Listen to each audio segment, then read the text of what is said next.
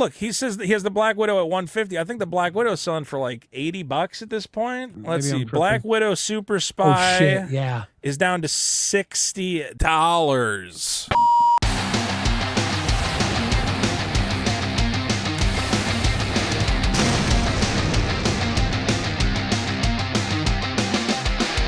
Ladies and gentlemen, welcome to the Ristic Study Hall, the only magic podcast that comes with a side of fries and a welcoming smile. I'm your host, Vito Gesualdi, joined as always by my fellow host, Billy the Fridge. Billy, how you doing? Sacrifice a lot of food tokens. I was thinking about food token.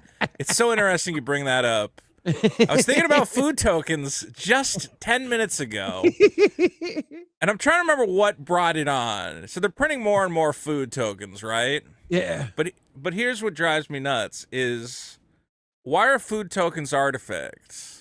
It's not an artifact. It's not like an ancient relic. It's a fucking ham sandwich, right? Well, what else would it be? Is it an A enchantment? colorless token. It could be just a colorless. I guess you're right. It would have to be something.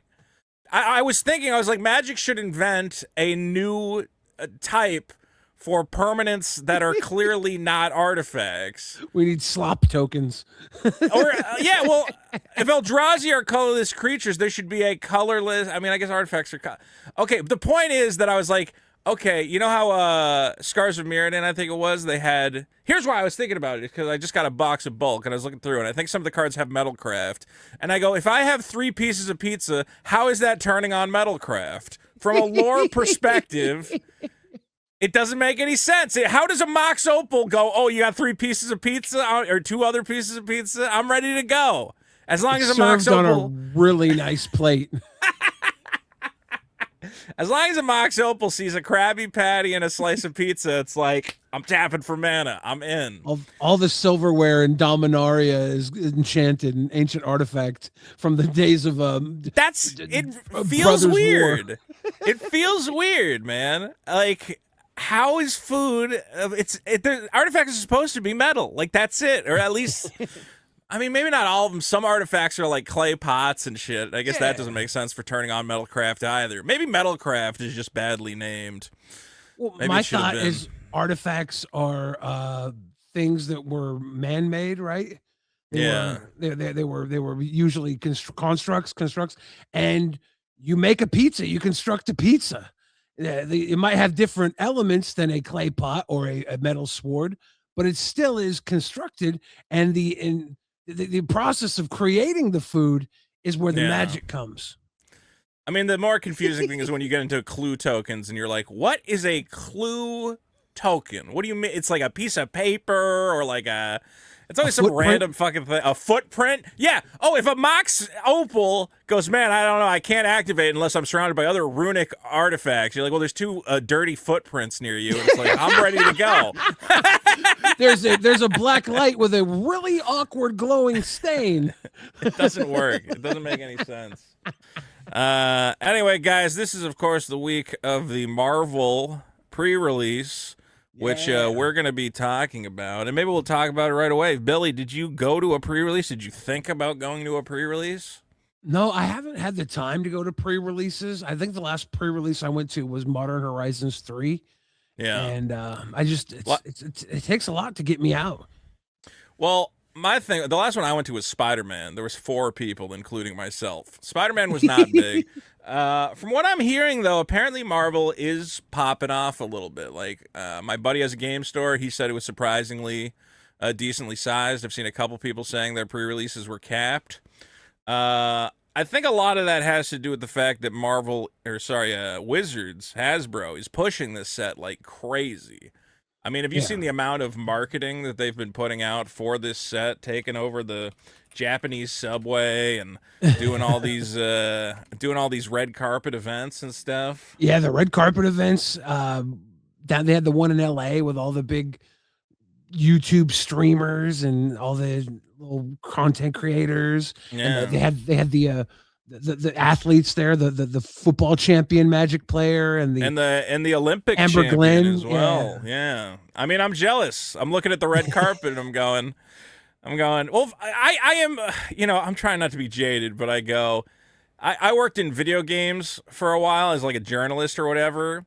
And like you could Yeah. kind of tell when video games were always like, now's the time for us to legitimize. We're gonna have red carpet events and have celebrities and whatever else. And I'm like, I think you should invite a bunch of nerds to. It should be like you should force celebrities to interact with the gross, disgusting people who play your game. Well, Like invite some big fat fucking losers like me and be like, oh, did you ever play during a Shards of Alara block? I really liked the tricolor lands. They were so exciting. Here's the Japanese subway full of Marvel iconography. that's I have a cool. theory that they're, I have a theory. So I'm seeing a lot of advertisements in Japan specifically. Japan obviously being the home of Pokemon.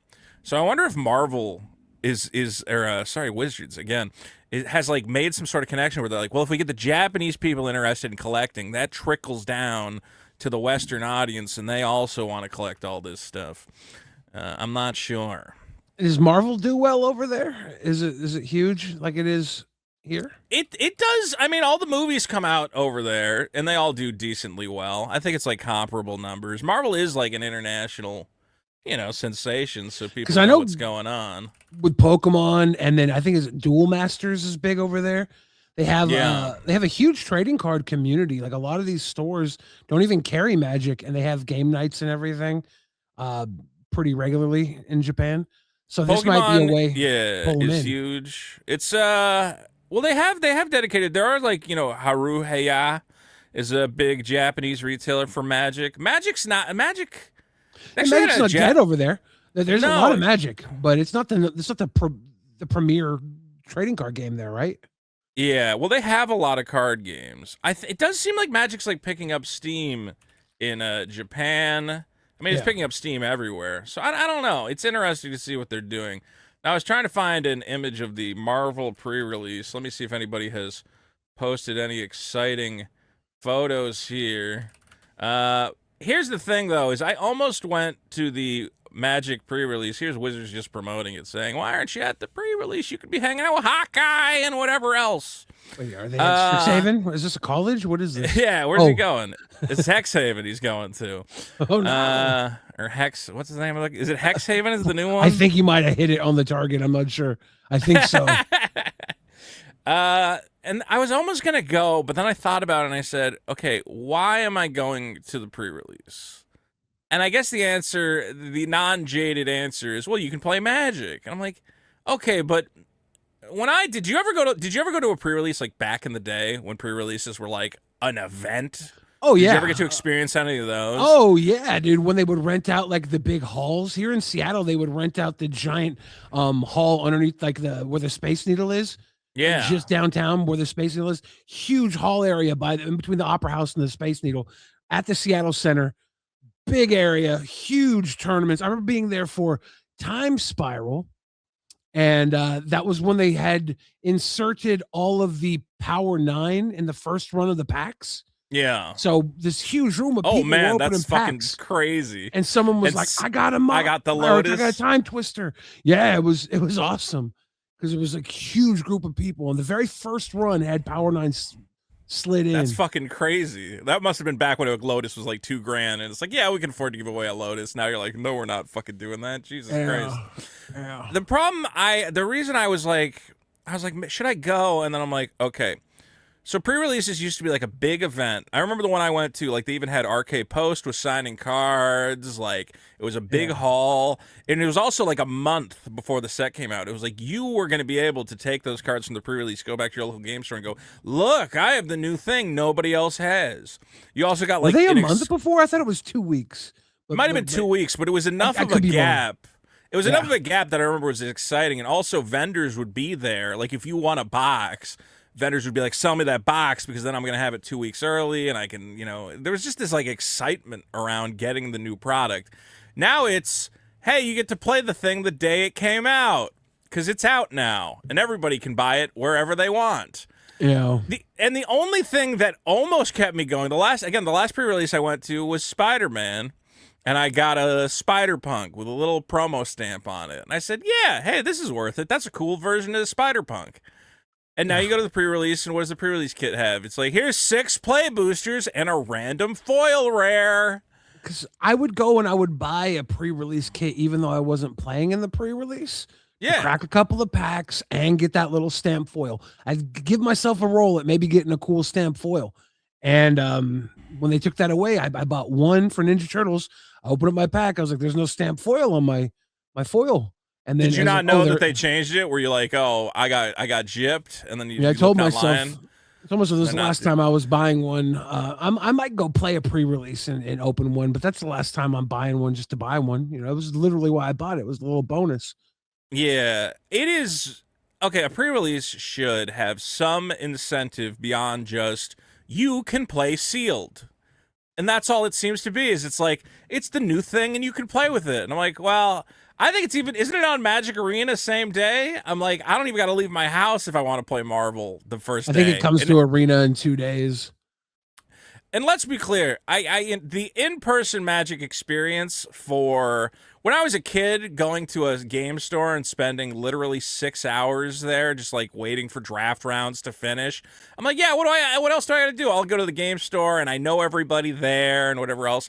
Now I go, well, hey, I'm not really integrated into my local game store culture, so it's going to be a bunch of, not to be insulting, but Chinese guys I don't know because I live in a Chinese neighborhood, okay? And I'm going to be sitting there playing on. They're nice guys. Look, I went there for the Spider-Man pre-release, but I'm going to be there for like 4 hours waiting to play sealed. There's no promo card. There's no like big excitement or anything. And I went, I kind of think they've killed the pre-release. I don't see, I think the people who are going now, either A, you're a part of the game store and you just go there anyway, but B, what, you just really want to play sealed? Like, can't you play sealed next week? I don't know. Like, what's the draw, I guess? I mean, it's Magic, right? If you're gonna play the new set, it's exciting to play the new set, but taking away all the incentives, taking away the promos, taking away the promos that we would get beforehand, like remember the cool F&M promos? They're awesome. Magic player rewards where they would just, if you went out and played, they would just every month or two they would send you a stack of textless cards or something. So look, it seems the thing with Wizards these days is it seems to be look, obviously there's logistical problems. It comes down to logistical problems. So to get specific pre-release stamped cards, there's probably only one or two printers can do the foil stamping in the way they want, so they can't print it, at all the I think one of the big problems is that Magic used to print all their stuff with like one or two people, but now they have to print so much of it that they probably have 8 different factories around the world printing this stuff. Yeah. But the problem is that then you have different people printing different products, and if you need X amount of product for a pre-release, but only one factory can do the promo stamp, only one. This is why they stopped doing serialized. Like, let's be clear. All the serialized was being printed at one factory, and they said it's just too hard to get it into all the different packs. Remember the ampersand promos? Mm-hmm. For I think it was the Dungeons and Dragons. They had released a series of promos that just had an ampersand over them from the "and" in Dungeons and Dragons. Just do something like that. Have a little thing on the card that changes it up in this one run. You can print it anywhere if it's in the art. And then they go in these packages. And then I know this one's good. This is the pre-release one. It's got like a big version of the set symbol across it. I mean, they just did, and this is what I don't understand. For Pride Month, they had that specific Gilded Lotus promo, which I still haven't picked up. If they told me, hey, there's a pre-release specific promo, it's a Captain America, it's for this weekend only, everybody who shows up get one, I would go, oh, cool. Well, hey, that's a little bit of an incentive. I want that promo. I'll show up. If it was a set like Final Fantasy and they go, hey, we got a Final Fantasy promo that's only available this weekend, I'm going and I'm playing all 3 days to get 3 copies of that promo. But as is, being like, here's the other thing. Pre-release kits used to be, you had to play in the pre-release. Now I go online and just retailers have, oh, you want a pre-release kit? I have, look, right here, I got a box full of these fucking things. Here, what is this? Here, you want to open an Edge of Eternity's pre-release kit? They're online for like $30. And I go, okay, so there's really nothing exclusive. It's just you get to play sealed. You don't get a special promo. And again, I'm an old man. It's not like when I was a kid and I could just hang around. If I'm going to go to the game store and hang out for 3-4 hours, like, you got to give me a reason. And just a sealed event is not a reason for me. I'm like, I could probably Again, I'll wait for the next time you have a Pride event. You're giving out an exclusive promo, and I go, that's something. Okay, maybe I'll waste a couple hours out of my day to get an exclusive promo. The last time I bought a box, I don't think they had a buy a box promo either. I think they took those Yeah, away. I don't know what's going on. And when you bring up the Magic player rewards, I mean, is now not the time to reward everybody for spending money on your product and going to your events? Well, I think the sad thing is that Wizards at the end of the day has said we don't care about organized play that much. Remember Yeah. they tried to make Magic into an esport, and everybody's just like, we're not tuning in to watch people play Magic. Like, yeah, there's a select number of people that are going to watch that, but it's never going to be like, you know, StarCraft or League of Legends, right? Yeah. So from their perspective, they go, well, why would we care about investing in organized play?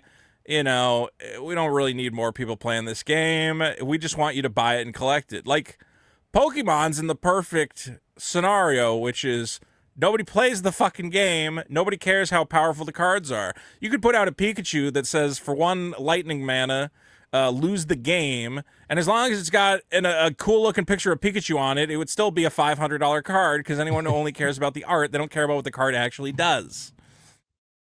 And I think that's where we're getting. That's what they want with Marvel. They want you buying Marvel and being like, and especially stuff like Spider-Man and Marvel. They want you being like, "Wow, that's a cool picture of Captain America." And it's like, "Well, what does the card do?" And it goes, "It doesn't matter. It's a cool picture of Captain America. That's the only reason to buy the fucking thing."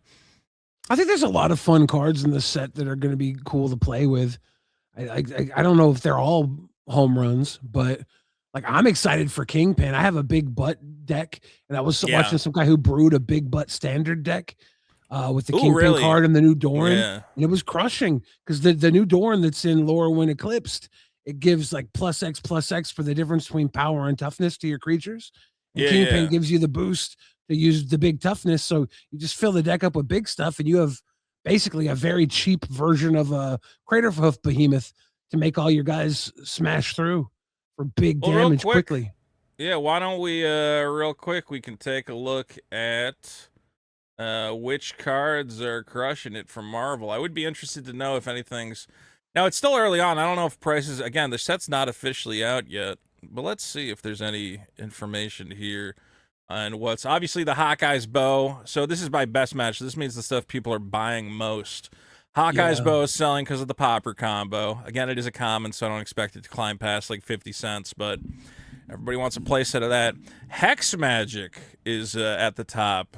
Let's see, 2 and a red. Exile all cards from your hand. Draw that many cards. Until the end of your turn, you may play cards exiled this way. So you kind of double your hand for a turn. And it's You an get to arcane spell. Yeah, I saw that. They're bringing Arcane back. I'm excited. I mean, dude, Mole Man is. If I had to spec on any card from the set, Mole Man is like really just obviously good. People are Like- loving the Mole Man too. I've seen a lot of Yeah. people like, I want to open a Mole Man. I want to open all the YouTube videos I watch are people cracking packs. Well, because I run like a black green graveyard deck. Anything that says you can play lands from your graveyard. Remember, Ruminap Excavator was 2 and a green for a 2/3 with just that ability, and this is probably better because I don't care that it's a 1/1, and you know maybe it'll get sniped. But whenever a Yeah. land enters, create a 1/1 Moloid with whenever it attacks you, mill a card. This card with what do you call it? Ice Till Fabled Explorer. Passage. Yeah. Well, Ice Tail Explorer like gets 2 lands out of your graveyard, and then you get 2 more guys that are milling. Is Fast Bond legal in Not in EDH. not in EDH? I always because whenever I play the cube draft on Magic Arena, I'm always Yeah. like, pass me Fast Bond and anything like Cradle of shit. What is it? Not Cradle. The No, damn it. Why does every fucking Magic card have the same name? The one that lets you play Crucible of lands from your Worlds. graveyard. Crucible. It's not a conduit and it's not a cradle. Yeah. It's a Crucible. Crucible of Worlds. There is a conduit that does the Crucible effect too. It's from, Yeah. Phyrexia will be one set, I think. Well, if you're ever drafting Cube Draft, getting Fast Bond, Crucible, and Strip Mine makes people quit the game. And you go, I play Strip Mine and get rid of your thing. I play Strip Mine and get rid of your thing. And they're like, God fucking damn it, man. I had So, that, but I had someone do that to me. But I had like a black Mox, a Mox Jet, and then like another little mana trinket, and the game went long, but I was able to drag them out and beat them, and they just kept killing all my Were you land. playing against me on Magic Arena? Because I blew up all the guy's lands, and then he immediately went Black Lotus, some fucking creature, and I'm like, I can't believe I'm about to lose. I blew up all his lands. Might have been me. Bullshit. It might have been you. So Mole Man is selling. Squirrel Girl is just. I think the price on this has to level off once everybody gets their Squirrel Girl. Maybe $10 Definitely. ain't that much, because she's a huge sought after character. She's good in the Squirrel EDH decks, and then in Standard, there's a serious combo with Shang-Chi and that card, the creature card that came out in Duskmorn, that gives lets all your creatures tap for mana. So you said there is an infinite combo. The card you're talking about that lets them tap for mana is Enduring Vitality, which is a very popular CEDH card right now, which gives all your creatures tap for mana. So what happens? You double the amount. You got to give the squirrels haste though somehow. Well, the Shang-Chi card gives creatures haste basically for tap ability. Haste for tap ability. And he does 2 mana for himself for the ability. So and this is you can go infinite standard with just those 3 cards. Yeah, and there's a bunch of ways to get more like you can use the elf from Lorem Eclipse that searches for creatures out of your deck, the 2/4. Can never remember the name of it. And then there's also the There's the other enduring card, the red enduring card that gives creatures +2/+0 in haste the turn they come into play. So they have that in there, so you can just make a bunch of squirrels and attack with them. And it seems well, if it's standard, it's kicking ass right now. It's kicking ass right now, but it's only these are the streamers, these are the pre things. So we'll see if it holds up. But right now, that's like one of the decks that everybody's crushing with and getting beaten. Interesting. Well, because the reason I said this price would drop is most people at first were buying this card because it's just a great squirrel commander, and a lot of people want to build a squirrel deck. Usually with cards that are popular commander cards, but not like standard playable, the problem you run into is everybody only needs one. So once somebody buys their Squirrel Girl, they're not trying to buy another Squirrel Girl. I don't know if you remember when this card came out. This was like $10 when Lorwyn came out as like the elf commander. So I was going to say Squirrel Girl will probably have the same trajectory. Like if you open a Squirrel Girl week 1, maybe sell it for $10 because it's probably going to drop once everybody gets their Squirrel Girl. But if she actually has standard potential, then no, the value will hold. She's basically Green Cranko Mob Boss, right?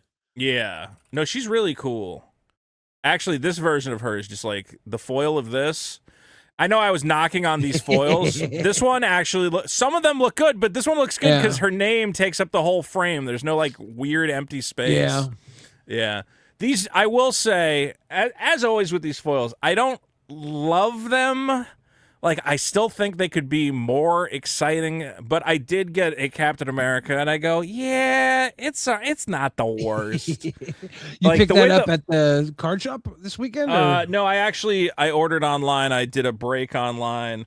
Oh, nice. Where they were pre-selling product. But Billy, here's the worst part. So I was doing a break. It's a character break where you get a random character, and I got like Bruce Banner. I got a couple other ones, and then I was about to bid, and then I didn't bid, and the guy got the Mind Stone as his character or whatever, and I'm like, good for him. He'll probably get like a nice Mind Stone. So they're going through the packs, and I haven't got the shipment yet, and I got the full art comic Hulk, the gray Hulk comic cover Hulk, and I went, well, there you go. I mean, I clearly have won this break. I did a great job. Then they open the next pack, and it's the fucking Thanos Mind Stone, and I went, if I just bid an extra fucking $1, I would add that fucking Mind Stone. But it's fine. I'll be fine. I did get also his and even so what I've realized with these source treatment cards, the foils look a lot. So the real problem is the non-foils. Because if you actually look at these, the text for the abilities is, I don't think it's foiled. I think the text is non-foil. So it actually stands out against the foil. Like, it gives it enough of a pop that it's legible. The Okay. problem is the cards, the non-foils for the source treatment cards look terrible because everything just like blends together. This one's a little more legible because the text is not foily. It actually looks okay.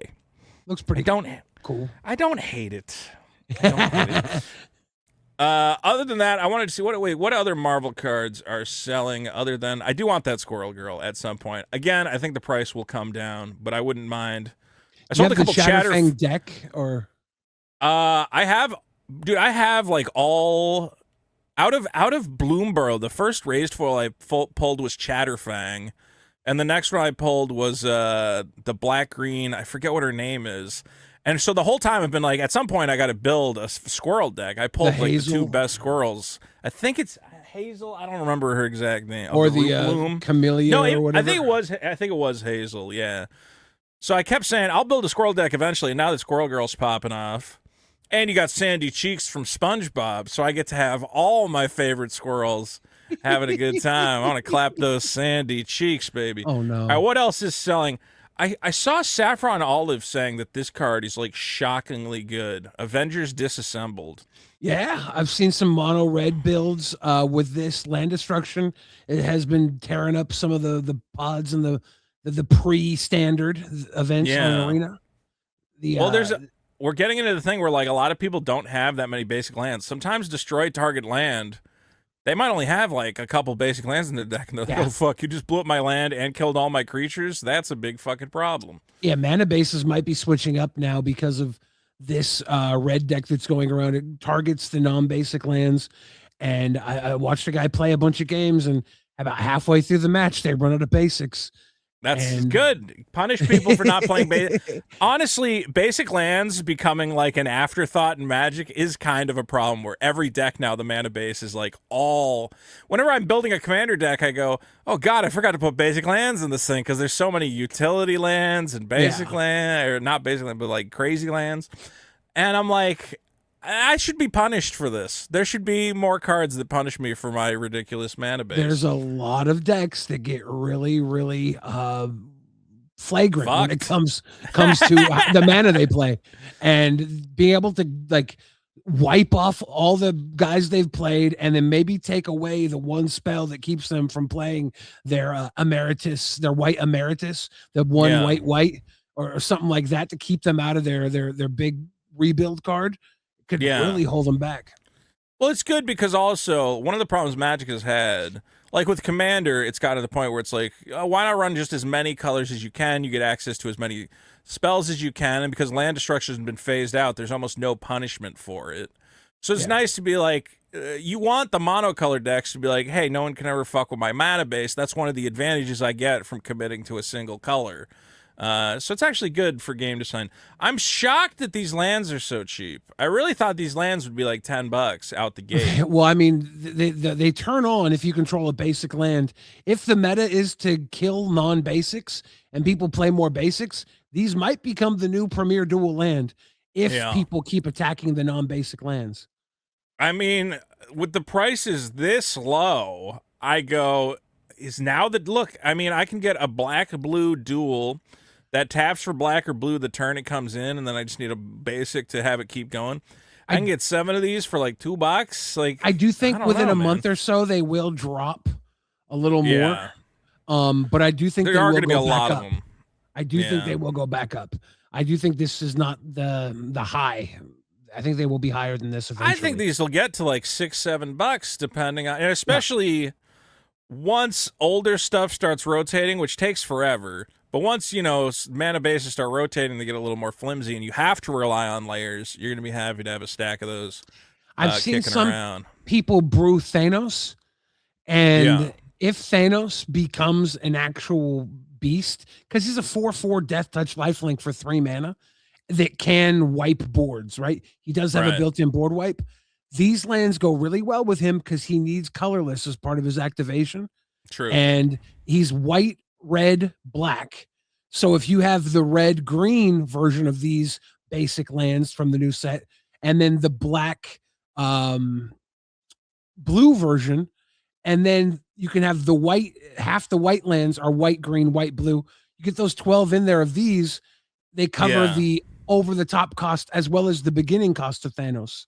And you can in those. activate them pretty easily with just those lands. You're saying? I think you can, yeah, because there is a way to make it where they're available early and late in those colors. Yeah. If you're trying to go Interesting. for all six, it's the math adds up there. There may be better ways to do it, but I really do think Thanos might be a house in a control build with Thanos as like your finisher. He gives you the life link. You can play a few copies of him because he's like maybe one of your only guys. Yeah. And everything else is control, but Well, he's it's kind of a interesting. beast. You bring so here's something I'm finding with, and I don't play a ton of standard, but when I was playing standard, I kind of started to say it seems like Magic is being divided into what's the best way to put this? Decks are so fast now, right? Like Yeah. the metagame has gotten so fast. Aggro decks are going crazy, going absolutely nuts. And when I was playing Magic, a lot of it came down to did I have Sheltered by Ghosts or not?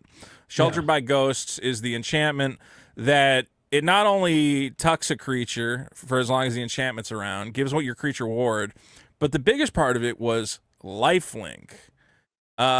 Because the way the format has become is that it's so fast that if your deck is not super fast, you're going to lose a ton of life when the game starts off. And the only way to claw your way back is to land some big life linking threat that's going to get you back to a healthy life total, get you back to 15 life, get you back to 20 life.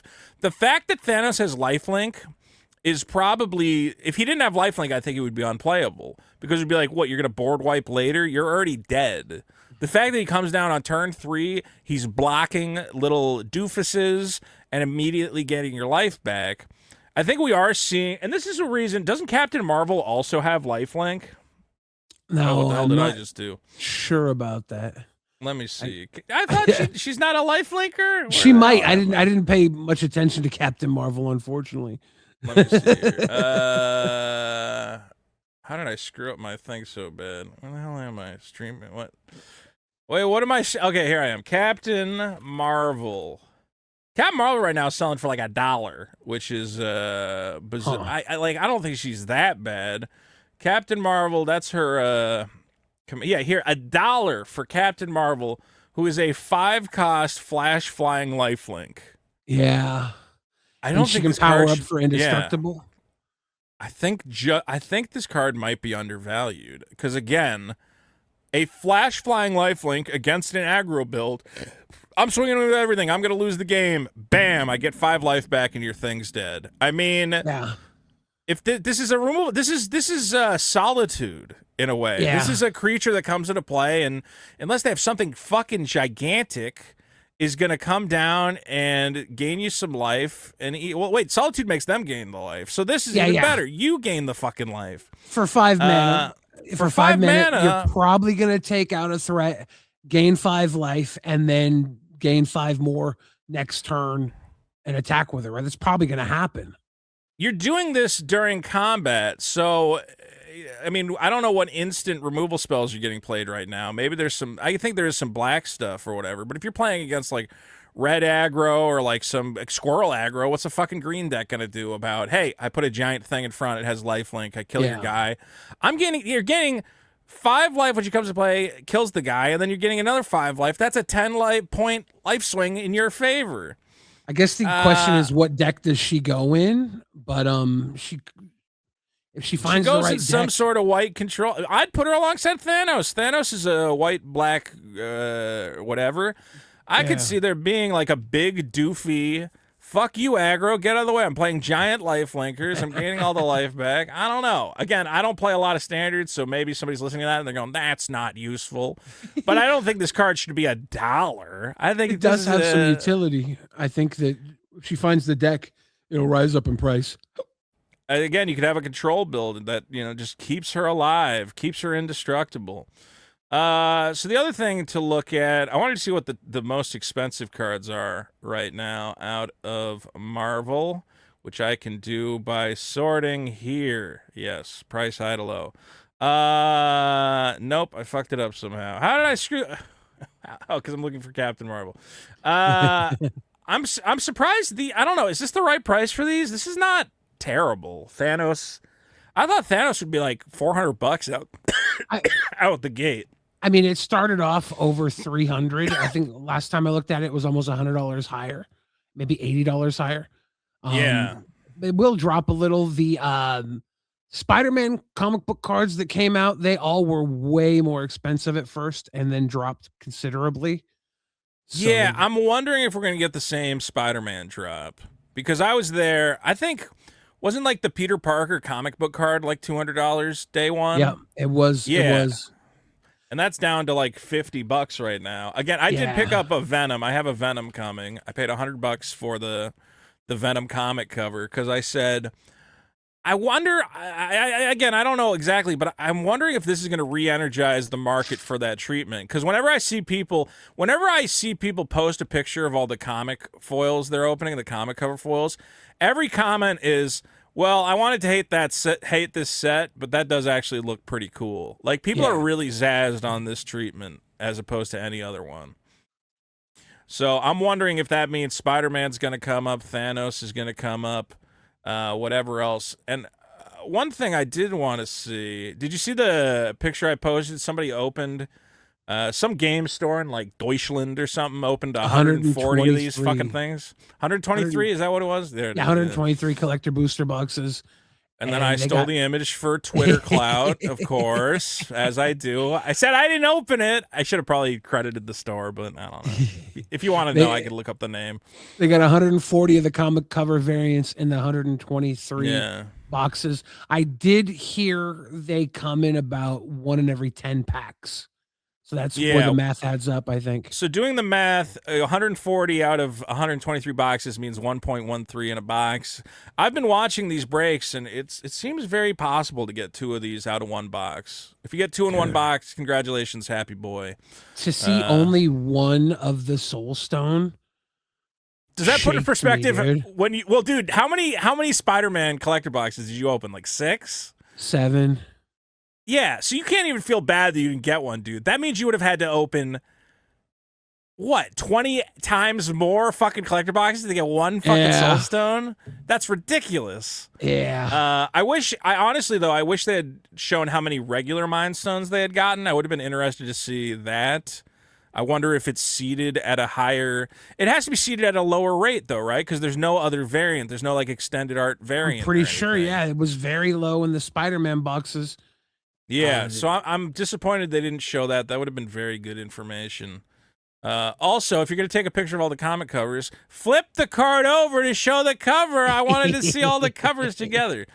The other interesting thing about this, though, is if you look, Thanos was the most opened one at 18 copies. Now, that's well within variance. You know, there's going to be one that's higher than others. Yeah. Though I did see someone suggest, and I didn't look into this, they said, yeah, that's what they did with Cloud in Final Fantasy. They knew Cloud was popular, so he was seated at a higher rate. And I said, I guess that could be possible. Maybe when they print the sheet, you have X number of slots on the sheet. It's possible they had an extra slot in the sheet, and they go, oh, give Thanos 2. You know, give him 2 slots in the sheet because everybody wants to open Thanos. But Yeah. I don't know if there's going to be more Thanoses than the other version. Why is there 14 Black Widows? Like, do people want to have more Black Widows too? Why is there only 6 Black Panthers? Is Marvel racist? I don't know. It's possible. gotta be. No, It's gotta be. There's It's only gotta 7 be. Ant-Man, which I think, you know, they always said Ant-Man would be the best way to beat Thanos. Just have him shrink and crawl up his anus. Yeah, right up his pee hole and explode him from the inside, as we all know. Anyway, it is interesting to see the real takeaway from this that everyone seems to be having is, okay, I'm not going to crack these things looking for the Soul Stone, unlike Billy, who fruitlessly attempted to do the same, or the Mind Stone, or whatever else. It's just buy singles, folks, and buy them on TCG Player, not off a guy's at the back of a van. Down by the river. I'm sorry the stone keeps coming up. I keep going, I don't want to talk about it, but Yeah, okay. again, I think the prices on these $100 is, as far as a collector's product goes, $100 is where you want to be for these cards, for both Wizards and for the collectors. I think that's a healthy place to be.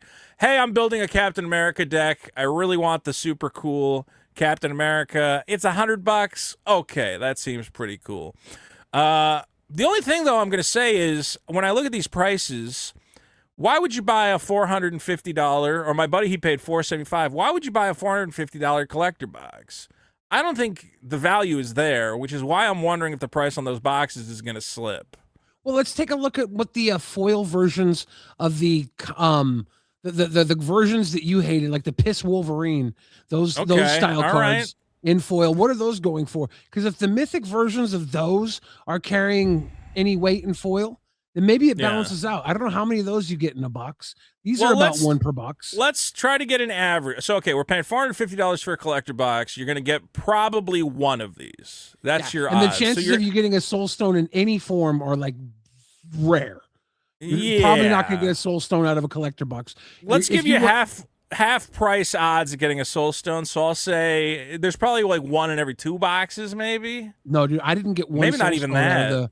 I didn't get one Yeah. soul stone out of the 7 boxes I opened. Wait, you didn't out get of one the- soul stone out of 7 boxes? I No, thought you got I like had a to- regular one. I got a foil soul stone out of a play booster pack.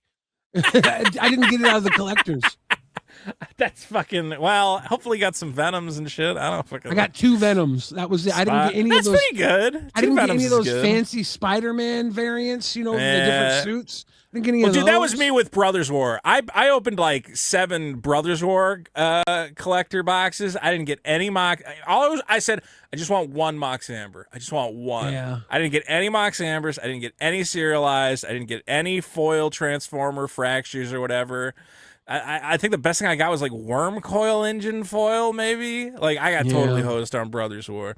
All right, let's try to do the math. So $450 for a box. I'm gonna say you're gonna get about $100 back in this because you might get. I don't know why Namor is so cheap. Some of them are like, $60, but let's say you get $100 back. Okay, now your box is $350.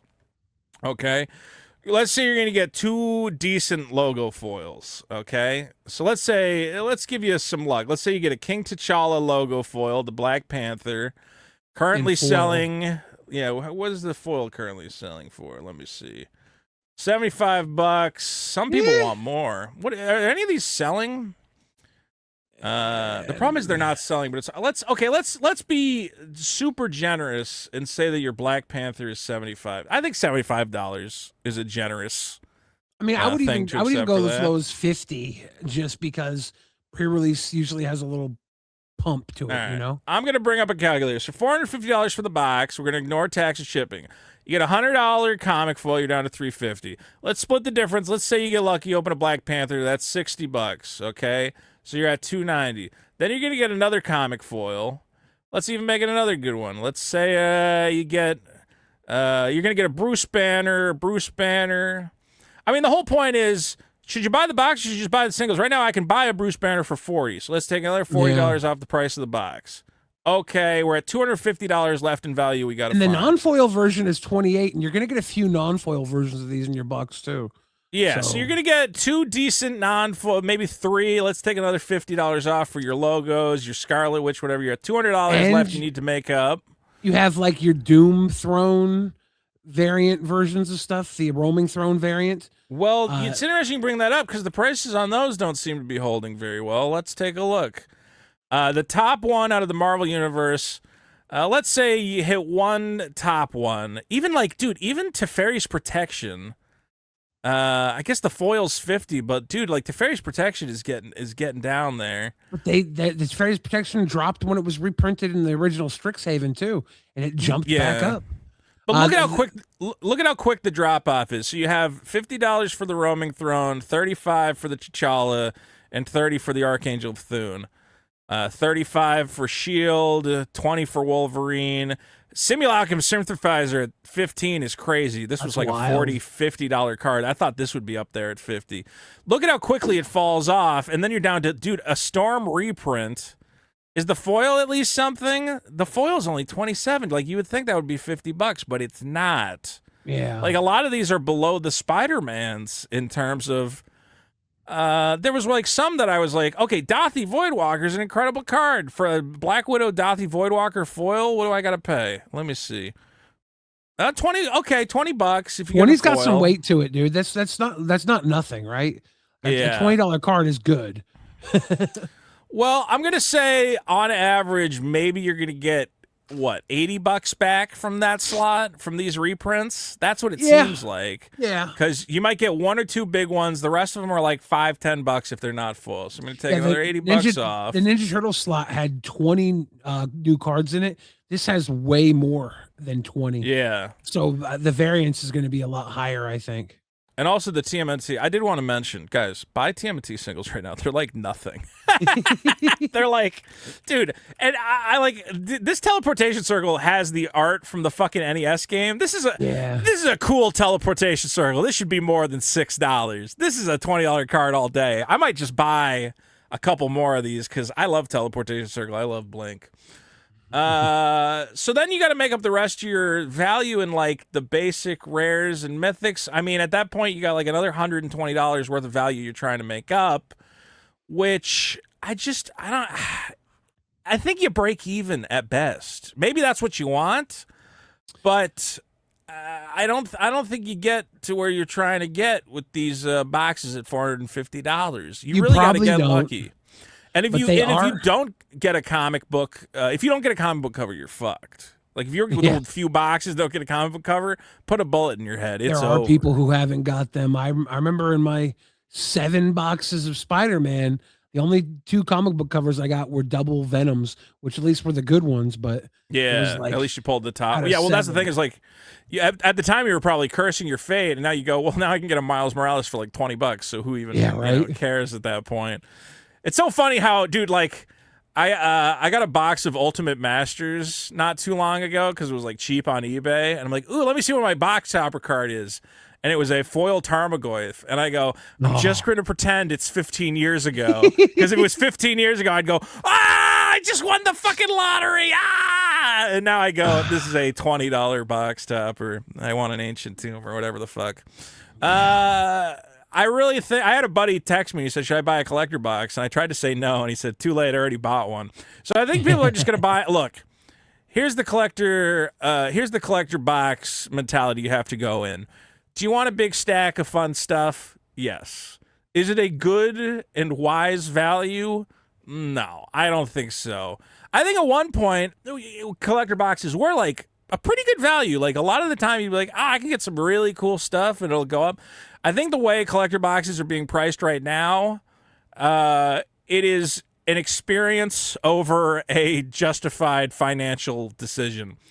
The one interesting thing, though, is, what is it? Marvel superheroes, like what a Molecule Man. A lot of your value actually out of these boxes is going to be pulling the Commander variants. So this is a really swingy. I think some boxes you'll get like two Commander variants. Some packs you'll get like 2 Commander variants. I don't know if it's always 2 or you get 1 or 2. I've seen one or 2. Yeah, I've seen it switch up. What some of these, if you get the look at the pre-sale on the. Is this just the regular Doctor Doom out of the deck though? I think that might be a little crazy.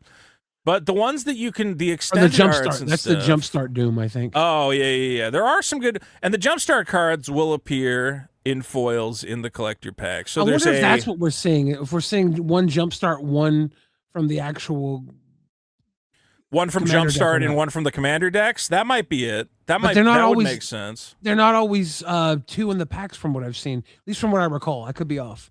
Man, how much are the collector decks of these going for? Because they got to be interesting. I don't know. Said Molecule Man was 500 on a pre-order in the Surge foil. Let me see what is the name of the Doctor Doom deck? Let me see. Marvel Commander deck. As we discussed when we talked about the spoilers, the Doctor Doom deck is clearly the best one. It has the most crazy reprints. It has black market connections. Right now, pre-sell, but there's only 4 of them available. Pre-selling, somebody's trying to get $600 for the fucking thing. I don't know. Maybe they'll get it. Looks like Doom is selling for $400. People are spending $400 on the Doom deck. Okay. Which has some cool stuff in it. The cheapest one is Fantastic Four, which I get. I think Fantastic Four is the least exciting of the 4. Although it is like the most like colorful and fun, but I think people want Captain America more than they want a fun family with fun kids. So yeah, these are I don't know what is MSRP close to 200 on these. That's what it was for Final Fantasy, right? I believe so. Yeah. Hopefully Yeah. they drop a bit. I wouldn't mind picking up one of these if it drops, but I think Well, as 400. I've told people, if you're at Target or Walmart and they got the Marvel decks on the shelf and you see the Doom deck, I think you just buy it. I think it's just free money sitting there. It's over 100 right now. 115 currently selling on TCG Player for a stock Commander deck off the shelf. These are going to be, remember, they're going to be in Marvel, Best Buy, or sorry, Walmart, Best Buy. They're going to be everywhere. So look for the Doom one. But yeah, Molecule Man Extended. That's not even the foil. Is there a foil version? There's a I'm Surge not foil sure. version. That's going to be in the collector deck. It's in right? the collector deck. Yeah. So again, I think Molecule Man's way overhyped. I don't think it's going to hold whatever values, but it will be something people want. They'll want the Surge foil. Yeah. And that's part of why the Doom deck is so big. One thing to look out for, though, is there's some really cool reprints. Did you know there's a Thor Lightning Bolt? Oh yeah, is that in the main set or? It's in the I think it's in Jumpstart because Okay. so I do these breaks. I'll give a shout out to my boys at GameCore. They do the breaks. You get all the rares and mythics for your slot, and then you get a random assortment of what do you call it? All the bulk, all the commons and uncommons. So as I'm going through the commons and uncommons, I'm like, hey, Thor Lightning Bolt? Okay. Yeah, let's take a look at that real quick. Marvel Lightning Bolt. Like, it's not a ton. It's the point is that this is in the you can get this out of a collector pack, and it's just nice to get a nice little $4 Lightning Bolt with Thor on it. Another cool one. So that's in the Commander decks, actually. Or I don't know. It's hard to. It's okay. Here's the thing that's confusing. It says Commander Marvel Superheroes, but that also includes Jumpstart. The Jumpstart. So yeah, they use the same symbol. they did a really bad job of making it clear what's in what. Marvel. Here's the one that I got to get a foil of, though. Is Dark Ritual with Doom. Dude, if you get you can get this out of a collector pack. Again, I think a lot of your collector pack value, collector box value is going to come from, do you get some of these cool new Marvel? There's a Time Warp. I don't know who's on the Time Warp, but this Doctor Doom. Honestly, these Doctor Doom Dark Ritual foils selling for $12. I might just lock in and get one now, man, because that look it at this looks like it guy. belongs on a Magic card, right? Like that's a Magic card, baby. That's a Magic card. I like that. I like when Magic cards look like Magic cards. I want to see who's on the. Is it Time Warp? Wait, Time. I do believe it's Time Warp. Time Warp Marvel. Who's on this card? Yeah. This is another one you can pull. Who is that? Kang? I think it's Kang. It's the Kang. Yeah, it is Kang. It is Kang. Yeah. Oh, little Kang Time Warp. I ain't got a problem with that. Look at that little guy. I don't think I have a Time Warp. I might have to pick one up. Surge for it, maybe. Time Warp is normally like a $10 card. Get a foil Time Warp for like $7. What's a Time Warp normally? Just a nice little a Judge promo. Look, the one from Strixhaven was like 13 and Explorers Vixalan is 11. This is only $7 for a Kang Time Warp? That's cheaper than every other Time Warp. Get a Time Warp. I figure I should have a Time Warp. I noticed I did like a few of the other ones. Yeah. I did capture a Jing Zhao too. I don't think I have that either. Well, Time Warp is great because it doesn't say all modern time walk spells say exile it after you're done, because they realized, oh my god, you can just keep getting this out of your graveyard. It's not fun at all. You can keep Mystic Sanctuarying it to the top of your library. But if you're one of these guys who goes, well, I don't want Marvel cards in my deck, nobody even knows it's a Marvel card. It's a little guy on a chair. It could be anything. This is a perfect card. It looks like a Magic card. It does. Yeah. If you told me that was who's the Gollum guy? Teferi. Yeah. The Gollum guy? Yeah, the Gollum guy. Like Karn. Yes, Karn. That's Karn. He's wearing purple today. Karn's got purple. He painted himself purple and he sat on a chair. It could be anybody. That's Jace wearing his from Reality Fracture. He wears purple now. Yeah. Yeah. That's an inkling from Strixhaven. All right, Marvel. I do want to see. So, are the Marvel collector box? Can I find it? The gift bundle's $128. Marvel collector booster. They call it a display. display, a collector booster display. It's not a box, Billy. You Oh, display it. it's a display box. It's To a sell on the display counter. box. So MSRP seems to be 450. We're still around the TCG play tax. I think there might be a couple websites that are still selling this for 450. This is healthy. I don't want to see collector boxes spike to $800 day one. I want them to stay around their MSRP, and that seems to be what's happening with Marvel. And again, I think it makes sense because my expected value, I haven't run the numbers, and I think there is a channel that'll run the numbers to get us expected value. Obviously, it's really hard now because it's all pre-sale pricing. I think expected value out of these boxes is going to be on average around like $350. And obviously, if you get really lucky, you get a roaming throne, you get a Thanos, whatever else, you get a Mind Stone thrown in there, then you're going to do a lot better. But I've seen a lot of breaks for this product, and you're right. The Mind Stones come out of the play packs. I don't see Mind Stones coming out of collector boosters, and I don't know why that is. Well, I it's guess because there's it, only one slot out of the 5 rare slots where a Mind Stone can come out of, unless it's Thanos Mind Stone or the Cosmic Mind Stone, which is only 150 Cosmic Mind Stones, is what they said. And then there's the Thanos ones. If it's 123 boxes and you saw one freaking Thanos Soul Stone, that's impossible, right? Yeah, not even 1%. You're not.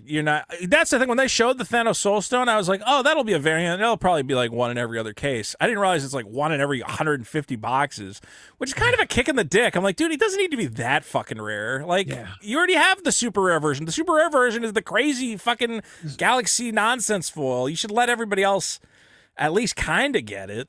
Every other mythic in this set has like 2 or 3 or 4 variations, right? Right. So like Mind Stone only has this and then the 2 super rare ones. Yeah. I don't really, I guess they want to keep the stones rare. I mean, this is the reason, guys, if you haven't picked up a Soul Stone yet, the further we get away from Spider-Man, right now a Soul Stone foil has hit over $100. Like, and I don't see a place where they can reprint this. Like, how do you do a Marvel set and you go, oh, also this Marvel set has the Soul Stone again? It's like, how do they reprint Soul Stone? I think, okay, when they get to the 6th Marvel set and it's the end game, I think, here's my plan. I think it's going to go Spider-Man, Avengers is what we're doing right now. Next one's going to be X-Men. Then it'll be Cosmic, Guardians of the Galaxy. Then we'll probably do Marvel Knights. It'll be Punisher and whoever else, Blade and shit like that. I don't know. It'll be in some order. And then I think the last Marvel set, the 6th Marvel set, will be the fucking War of the Gems, everybody uniting to kill Thanos. But until we get to that 6th set, which is probably 3 years away, like they're not going to really have a place to reprint these stones. It's like it's in Spider-Man. If you want one, go buy Spider-Man.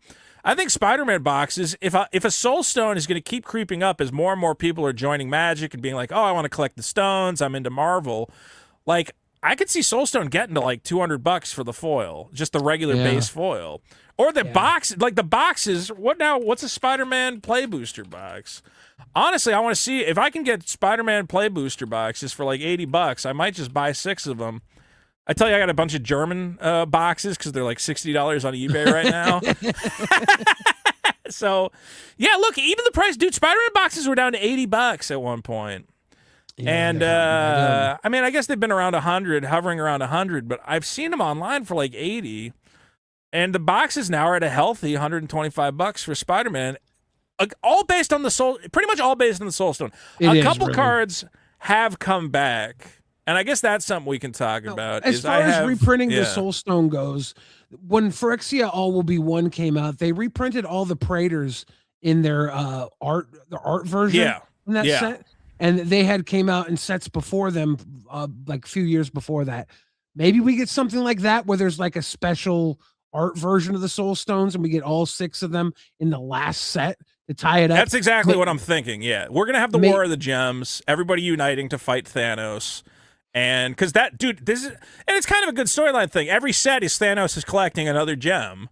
Yeah. So on the 6th and last set, he's gonna go, I got all the gems, and it's fucking Magic End Game, and they will reprint the stones at that point. But if you want a Soul Stone between now and then, the only place to get it's going to be out of a Spider-Man box. It's not like they have another product they can throw it in. Do you think that we'll ever get like a Beyond Masters set, which is the universe's Beyond of multiple properties in one Masters set? I think there's no way they could do it. All right, well, here's what I wanted to bring up is I always love talking about this. What's spiking in the world of Magic? And this is from our good friends at MTG Stocks. I call them our good friends, even though I've never talked to any of them. But I love this site. One thing you can do on this site, because, again, we're all interested in knowing what's going on with our Magic cards. Is now the time to sell our Magic cards. Is now the time to hold on to our Magic cards. Is to see which prices are going up, which prices are not going up. One thing you can do, since obviously when the new set comes out, everything is spiking all at once, but you can actually get to hide recently released cards and see if there's any interesting spikes going on. Like Lord of the Rings, Nazguls. It says $110. This is $150 for a Nazgul. Is that correct? That can't be. Yeah. Billy, who sold his Nazguls.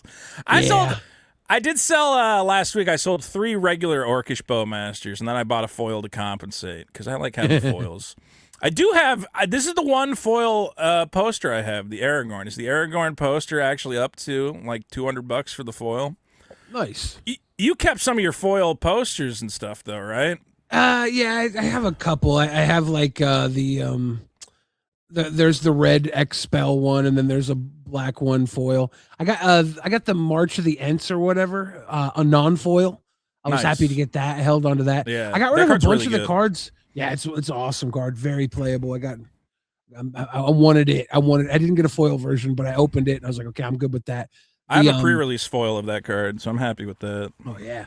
These poster cards at the time, they were like very little money, and I had a bunch, and I was like, I'm just gonna off these and get the new cards, the new sets. I'm gonna trade them in, and then they all jumped up. So I'm gonna reiterate what I keep telling people is, if you got a fancy treatment of a card, probably now is the time to just hold on to it. Maybe try to sell some of them. So one thing I have been picking up, again, I've been in Vito's FOMO era. And we were talking about Final Fantasy. So Final Fantasy's finally been at the point where it's been out of print long enough. I remember there was a dip around Christmas. Collector boxes for Final Fantasy got down to $900 after hitting a high of like $1,200. Yeah. And I said, oh, okay, well, the market's kind of healing. It's resetting. But now we're at the point where, and this is the same problem with Pokemon, is if people don't open the boxes, the singles run out. So the reason that Pokemon cards go to the moon is people buy the box and they stick it on a shelf and they never open it. They go, I'm holding this for 10 years. And I'm the same way, man. I got like 10, 15 Final Fantasy collector boxes sitting in a closet, and I go, this is generational wealth. I'm sitting on this for the next 20 foot. This is going to put my grandkids through college. I ain't opening these fucking things. So what we're seeing for sets like Final Fantasy, sets that are a little older, March of the Machine, Brothers War, whatever, Wilds of Eldraine, is that the market is just dry. A perfect example of this is I said, hey, I noticed the prices are going up on some of the Surge foils. I want to try to get close. I'm not going to complete the whole Surge foil set. Some of them I'm settling for Japanese. Like I have a Cloud X Soldier. Let's see what he's going for real quick. Cloud X Soldier. I have a Japanese Surge foil, as much as I would like an English Surge foil. My limit for buying the most I will pay for a Magic card is like $200. I did spend my store credit on that Mox Opal, which was like $300, and I said, that's store credit. That's different. If it's a dual land or something, okay. But a modern era Magic card, I can't spend $300 on it. I go, all right, I missed that one. And Cloud seems like one I missed. Right now, the cheapest lightly played foil is $450. Okay, I think I missed the boat. Look, Near Mint going for $500. This is up from like $300 for Cloud. Just a month or so ago. I did get lucky. She's already in my binder, otherwise I'd show her off. I was watching a stream on Whatnot. Guy had a bunch of Final Fantasy. I said, how much for Lightning? $150. I said, let's do it. Right now, the cheapest Lightning is going. This is in a week. This card went from $150 to now selling for $300, $400. Because I think people have finally realized that the boxes don't get opened, at least not the collector boxes. It's the same problem Pokemon has. Luckily. Oh, yeah? You have a Lightning? Yeah, I opened a lightning. I opened the white cloud. I opened the Sephiroth. I was opening pretty good with these because I only opened like a few boxes worth of Yeah. Final Fantasy. Well, the rarest ones, Y'shtola is like the hardest one to hit because it's one of the commander ones. So Yeah. this version is not even in the play boosters at all. None of the surge foils are, but just you can't even get the base version of her out of a play booster. So even her regular borderless is now at like 300. But well, no, that's for the foil. What's like a regular normal version selling? Even $150. Pretty good. Again, it's a collector booster exclusive, but dude, just for a non-foil fucking magic card. You can get these in the sample packs of the decks. That's true. I wonder how That's low true. the decks are going to go because yeah, if you're going to be able to crack one of these in those sample packs, it's almost worth looking if they bottom out to just buy a bunch of the decks and then rip them open and sell the singles off and hope you hit a Y'shtola or Let me the other. Yeah. What is a sample pack? The sample packs for Final Fantasy are really confusing in a number of ways. Part of the problem with these sample booster packs is dude, yeah, you can get a Y'shtola out of this $10 sample pack. It honestly might make sense to just buy like 22 of these, open them. If you get one Y'shtola, you paid for everything. Man, maybe that's the new hack. I don't know. How stupid would it be to drop $400 on these, right? Well, I think I have the Reality. Was it Reality Trance? Is it the cheapest deck? Is that the name of it? Something Trance. Revival Trance? I think that's what it is. Revival Trance a couple times. This is still the cheapest deck. A couple times on Amazon, these have been like $30 a piece. As you can see, this guy is selling it deck only, no extras, because he ripped the sample pack out of it. But dude, $30 for an entire commander deck. I think I have like 10 of these sitting in a box because they said it's $30 for a deck and it comes with a sample pack. Okay. And I'm not gonna lie, guys, I've figured out that I list them for sale on Whatnot, and you can open the box, take the sample pack out, and seal the box shut. You just need a hot fucking, what do you call it? You just need an iron to heat up the glue, and then you open the bottom flap, you slide the thing out, you seal the box shut. Now, I'm not ripping anybody off. I say on Whatnot, I say sample pack not included, but otherwise it's a perfect, you get the box and you get all the shit and everything. But why even do that at that point? Why not just ship the smaller package if you're going to take the sample pack out?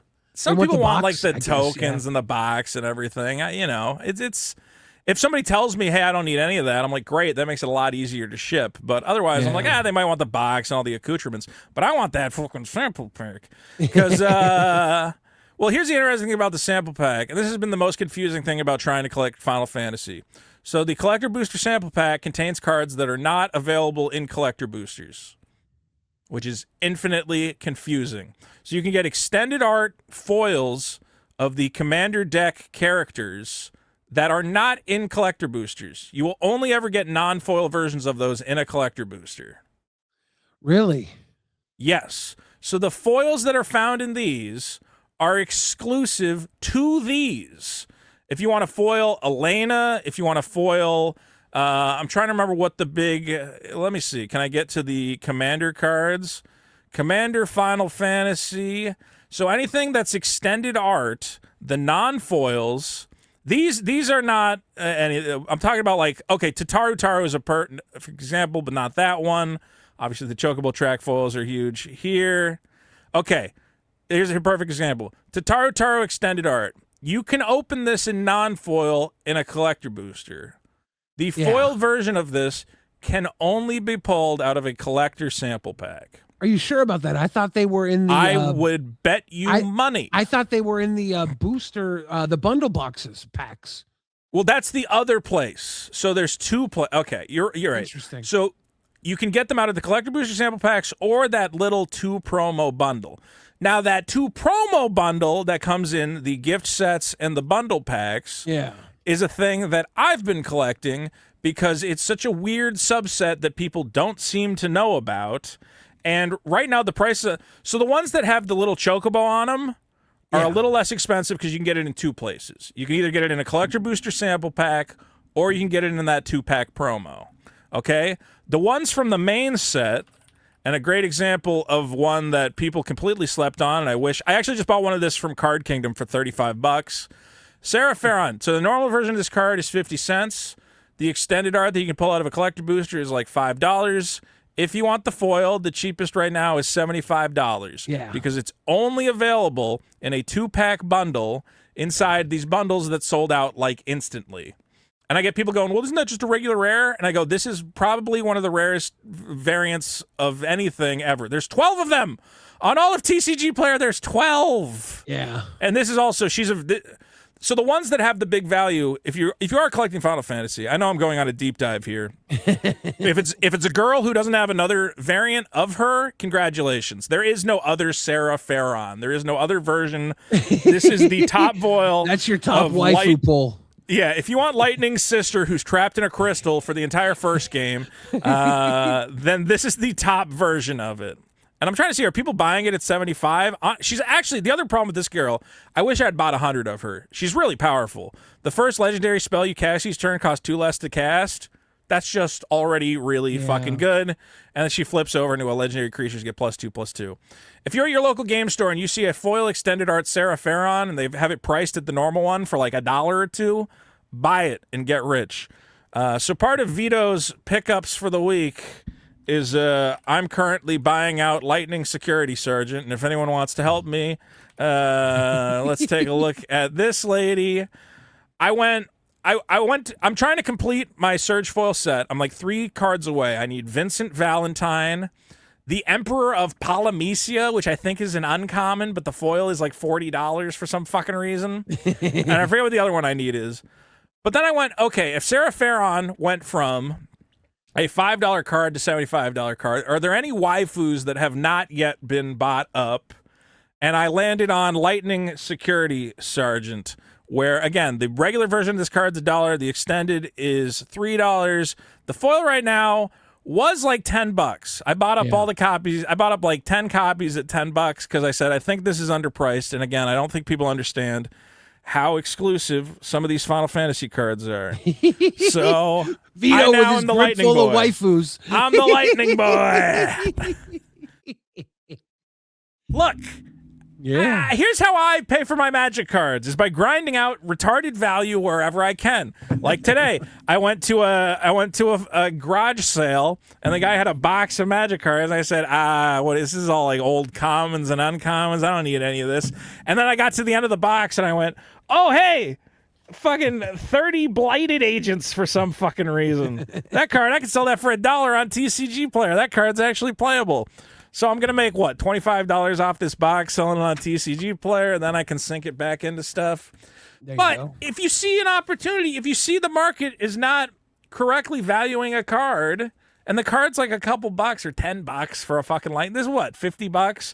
You know, and then in a year I go, hey, they're completely sold out. The market's... just think about everybody who, Final Fantasy, the price dipped, everybody said, okay, the rush is over. Like, everybody thought these cards were dead. Even Sephiroth, the big Surge foil out of the set. Where was Sephiroth at for the longest time? It was down to $500. It was down to $500. For the past year, you had the opportunity. It started off, it was at $800 for the Surge foil Sephiroth. You had from December to May to go $500, huh? It doesn't seem to be getting that much cheaper. We're now, and this graph is not even telling the story. Let's take a look at the recent sales. $799, $725. One sold for $900. One sold for $750.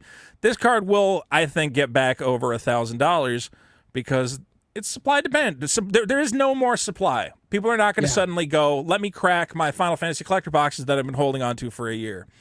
Same thing for Spider-Man. Same thing for Soulstone. If you don't have a foil Soulstone and you really want one, pay $100 for it because I think you're going to see it go to $150 or something.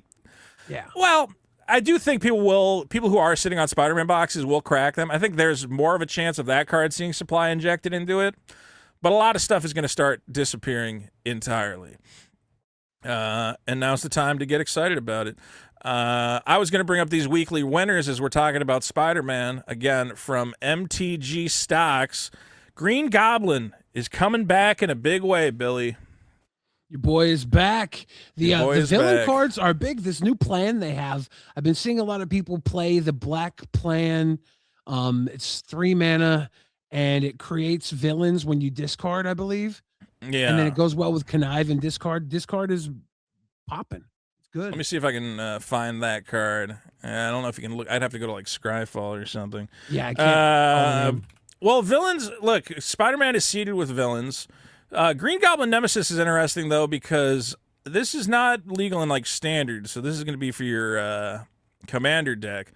Oh no, well this one says whenever you discard a card, put a +1/+1 counter on target goblin, and whenever you discard a land, create a tapped treasure. So apparently this goes very good with the new Doctor Doom, who also says whenever you discard land cards, each opponent loses 2 life. So it's all about conniving. That's what the villains are doing. They're all conniving and dumping lands, and every time you dump lands, you're getting treasures, and your opponents are losing life. Norman Osborn's jumped up in price because he connives, or he connives when he doesn't connive. Does he connive when he does deals connive, damage? yeah. You draw a card, discard a card. It might be. I thought he connive, was in this article. I guess he's not. But the basic, as far as, and if villains end up getting played in standard, like Green Goblin is an auto include Norman Osborn. Yeah, I've seen the Norman Osborn come out in the pre games people are doing with the new standard on Arena.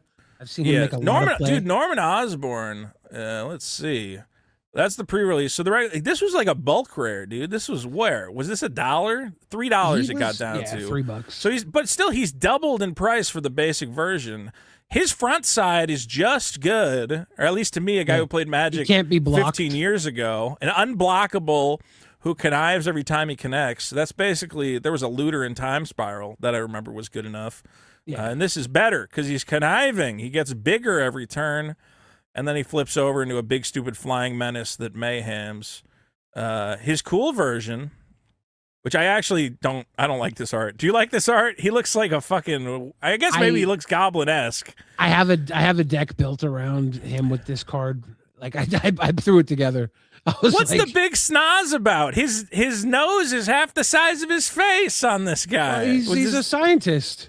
What does that fucking mean? He's scientists. They got big noses, right?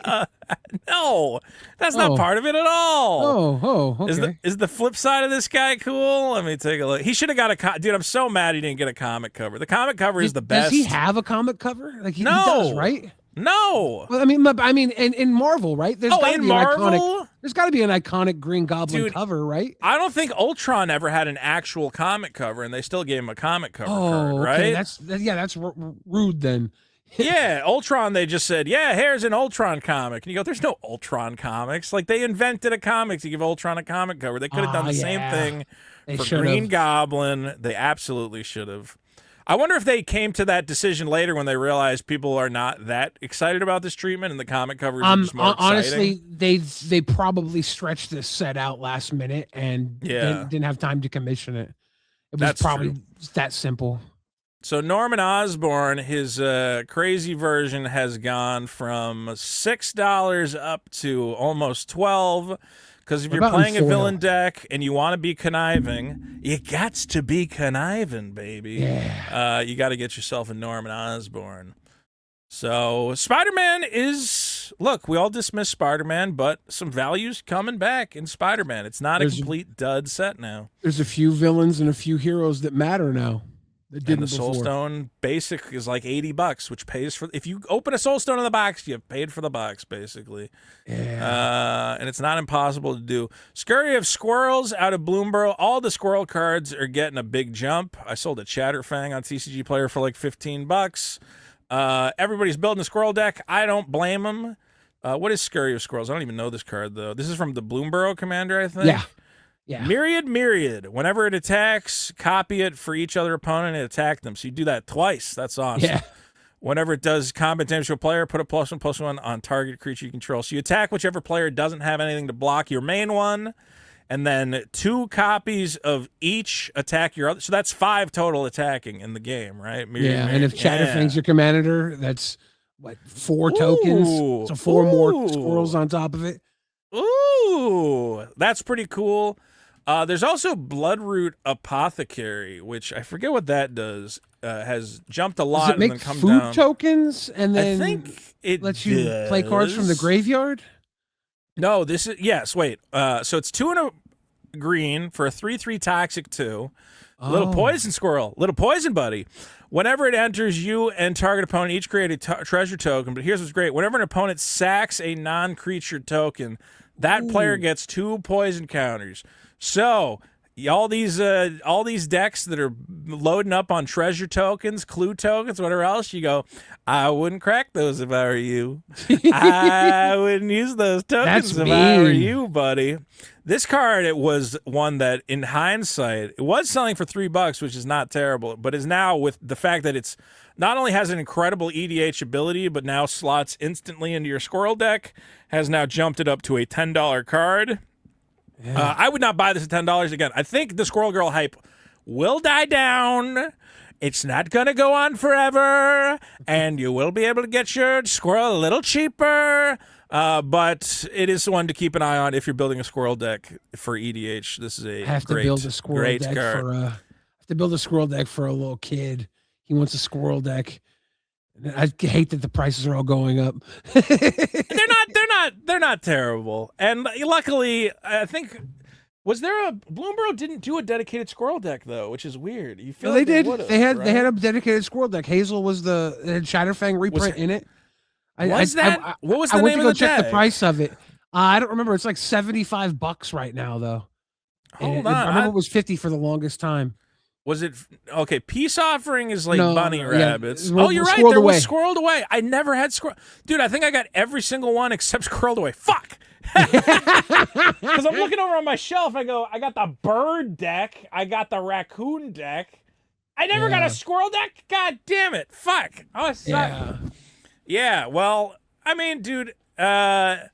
That's another thing to talk about, though. Is so commander decks are normally what, $50 or $40? I'm not actually sure. I think it's Yeah, $40. they're about 40 to they're 40 to $60 when they're brand new. Yeah, the Marvel decks are all $75 day one as MSRP, Yeah. which is a little weird to me. Like, if Marvel's supposed to be the launching off point for new players, you think they would be like, oh, let's make these like affordably priced, like you want it to be like an impulse buy at the checkout. Go, oh, they got Marvel cards now. I think $75 is going to turn. It's not really an impulse. 40, $50. I think Yeah, a guy goes, yeah, I'll buy a cool deck of cards, but $75 is like asking a lot. but the adverse effect is that they put a lot of reprint value in these. Yeah. So if it's $75, it's priced too low. Actually, that's why most of them are going. That's why the Doom one goes for over 100. Well, I'm gonna have to dig through and see if I have any. Because again, this card, Scarlet of Squirrels, this was straight bulk. This got down to Yeah. 25 cents, but now Wow. squirrels are back. I got to see if I got one kicking around in a bulk box I somewhere. definitely have one in my Chatterfang deck. It's good. It's Yeah, good. and there was one other card on our weekly winners from MTG stocks, Tempt with Bunnies. Now, why is Tempt with Bunnies back? This is a card that has been solidly $1, which is above most commander cards. Let's see. So, 2 and a white, tempting offer. Draw a card, create a 1/1 white rabbit creature token. Then each opponent may draw a card and create a 1/1 rabbit. For each opponent who does, you draw an additional card and create a 1/1 rabbit. So I don't understand. On the surface, to me, this looks bad because I go, okay, I'm going to pay 2 and a white. I get a card and a rabbit, and then all my opponents go, I don't want you to. I don't want a bunny and a card, and I don't Yeah. want you drawing a bunch of cards off this. I feel like most opponents who are good at Magic would be like, no, no, no, we're not loading you up with bunnies and fucking cards. So what is the reason for this spike? Let's see if there's an explanation here. Is it got to do with Silver Quill deck? I don't know. Let's see. It's a 3 white. Mrs. Bumbleflower is coming up. It doesn't trace back to a new commander. Speculative buying around group hug strategies. Someone pulled the trigger on a bunch of copies, spiking the price. So it seems to be just some guy came in and bought up all the Temple Bunnies. I'm gonna say I don't like this as a spec. I don't think this card is. Again, the group hug decks are popular. The hey, I'm everybody's friend. Everybody gets something. And Mrs. Bumbleflower has gone up recently. I think she was at like $5. She's back to $10. Everybody wants to be bumbling. I got the Oh, Bumbleflower deck, and I don't play Temp with bunnies in it. My deck is not trying to be all friendly, My deck Yeah. is just trying to. If there's one person at the table who's a little behind, like let's say they're not drawing land or something, I throw them the cards, I draw the cards, and I make them like feel indebted to me. And then I just use Bumbleflower to make big flying dudes swing over and finish people. See, I'm mad at you because you have this Bumbleflower, right? Yeah. You motherfucker. God damn it. The cheapest one on TCG Player an hour, $1,600. Dude, they're selling. Yeah. They're selling Yeah. for $1,600 for a Bumbleflower. Fuck. Yeah, I don't I'll have put it her. on my birthday. I don't couple years have the back. Bumble. Oh, no. I did get, let me see if I have it here. I did get an exciting one, though. Yeah, I opened Bumbleflower. I got 2 collector booster boxes on my birthday. One of them had Bumbleflower in it, and one of them had Zoraline gilded foil too. She's only like $120, but it's still kind of like cool to get 2 out of 2 for 2. I did dream crush a guy on Whatnot the other day, though, because I follow a seller called Mana Rock Games. She's a great streamer, and she does a little break. She puts up like a couple packs, and she goes, okay, you can get whatever if you get red, you get all the red cards. And one of the packs was Brothers War, and the last slot was colorless. And I went, I can get every colorless card out of Brothers War? I mean, all the good cards are colorless, right? Right. So at the last minute, I sniped. Another guy was winning at like $34, and I said, fucking, I outbid him for 36. And I think I got to pull the video. I wish I had the video right now. As she's going through the pack. Here, I got the pack here. She's like, we got a Jalam Tome. We got a Millstone, a foil Millstone. Isn't that exciting? And she gets the last card, and she's like, just some fucking uncommon. Who cares about that? And she starts to put it away, and everybody in the chat's going, it's a serialized chromatic star. And she's like, she had never pulled a serialized before. That's and I'm like, dude, sweet. I hope the guy I outbid was not watching as we pulled a serialized chromatic star for like $36. I'm like, I had a feeling I had to go in. That's cool. I've been having some uneven luck. It's been like I shouldn't be. Look, I'm gonna say this. I'm on Whatnot. I love it. It's obviously a gambling platform. I shouldn't spend as much money on there. Last night I'm watching a stream, Billy, and I can't even explain it. Where they did like the most confusing break ever. But he's like, okay, here's the last slot. The last slot gets every rare that isn't already named out of the rares that everybody hit. It was like a list of like 200 rares, and I'm like, wait, that everybody had like bid on? Like if a Gaia's Cradle gets opened out of that thing, you get a Gaia's Cradle? I'm like, well, that's not going to fucking happen. It's like some big stupid mystery box. He's like, and everything else goes to this spot. And I went, $26. That seems like free money. And so they open up the box of random shit, and he's like, it's just a bunch of packs from sets that aren't already on this list, like Wilds of Eldraine and Spider-Man, whatever else. I'm like, so I get all the rares out of these packs that you didn't know were in there? And Billy, here's the crazy thing. I'm like, well, it's probably going to be pretty good. It's probably not going to be that good. And he goes, all right, first one is a Wilds of Eldraine set booster. Okay, and let me pull up the card that I got, which I didn't even know was in the set boosters. I said, that's in set boosters? First pack he opens, Billy. Anime Borderless Ristic Study. And I went, okay, well, I thought I was doing bad today, but Jesus Christ, I'm back in a big way. That's in the set boosters, huh? That's in set boosters. I had no fucking idea. I looked it up. They're like, yeah, like 3% of set boosters will have an Anime Borderless. And which these are 150? Dude, yes. It's like, if we're talking about what's going on with Wilds of Eldraine, Confetti Foil, Smothering Tithe, or the Tooth, people right now, listen, we're in Crazy Town time, okay? People are looking at Pokemon. They're looking at sports cards. Hold on to that Miss Bumbleflower, dude. I'm not even lying when I say that's going to be like a first edition Charizard at some point. You might get $5,000 for that card a couple years from now. Okay, look, if a Smothering Tithe anime, this is a confirmed sale on TCG Player, $3,500 for a fucking anime lady Smothering Tithe. That's absolute nut. The base fucking version is $150 for the Ristic Study. What's the Ristic Study selling for? The Ristic Study, shockingly, is less than I think there's a lot of the Ristic Smothering Study Tithe variants. So Yeah, that's true. There's not well, there's a lot of smothering tithe variants, but not all of them have. Most of them are a hand grabbing some Well, coins. this is They're a not lot a more laughing. anime titty. This is Yeah, smothering titties, right? This is the that's your smothering waifu titties. tax, baby. That's Yeah. your waifu tax. Yeah, nobody wants a wet waifu merfolk.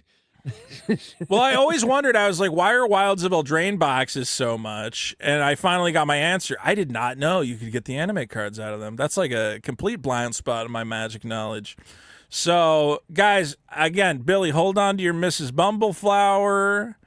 I think we're on a rocket ship, man. I think we've reached this weird point in time where people don't want to invest in the stock market. The stock market's not fun. Once people realized, hey, I don't have to invest in stocks. I can invest in comic books and Magic cards, and then I get to play with them while the value slowly goes up. That's way more fun than buying stocks. And I think that's kind of where we're at. And it's also a status symbol, dude. When you show up at the Commander game and you go, I'm going to play my Mrs. Bumbleflower, people go, whoa, big spender, all right. I played my Bumbleflower deck. I went to play Commander a couple months ago at a shop. I played my Bumbleflower deck, and it's got the 3 dual lands from Revised in it. And they were all like, oh, you got the Revised dual land? I'm like, the Bumbleflower is like 3 times the price of that. They were psyched about the dual lands. Yeah, I was pissed. I was like, "It's not even the big money on the table, guys. The real stuff's right here." But then I was like, I don't want to say that because then maybe I'll get robbed. Yeah. Well, you do also, like, when you're playing against people. I was playing at a MagicCon, and then I go, all right, I'm going to play a serialized Teysa Orzhov Scion or whatever, which, again, when I got that card, it was like $80, $100. Now it's maybe like $400 or something. It's still not that crazy. But I could tell, like, at the table, they're like, oh, okay, bringing out the big guns, huh? And I'm like, I just like to buy fancy cards. I'm not a rich guy or nothing.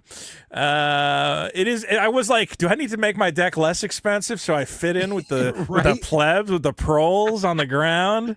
Listen, guys, I'm a member of the proletariat. I'm right there with you. I'm a big fan.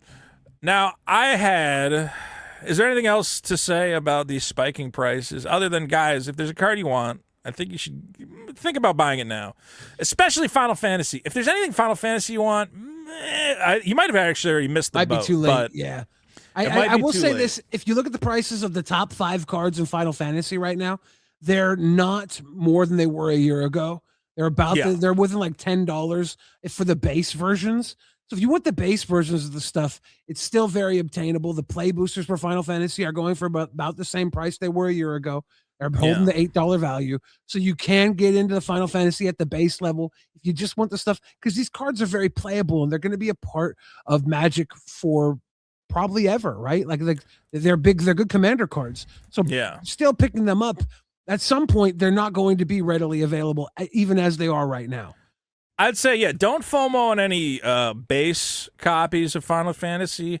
I haven't heard about a reprint yet, but based on the way Lord of the Rings got reprinted so many times, I think if retailers say, hey, we're out of right now, there is actually they printed a lot of play boxes. I think they anticipated that demand, and there may have been one reprint already.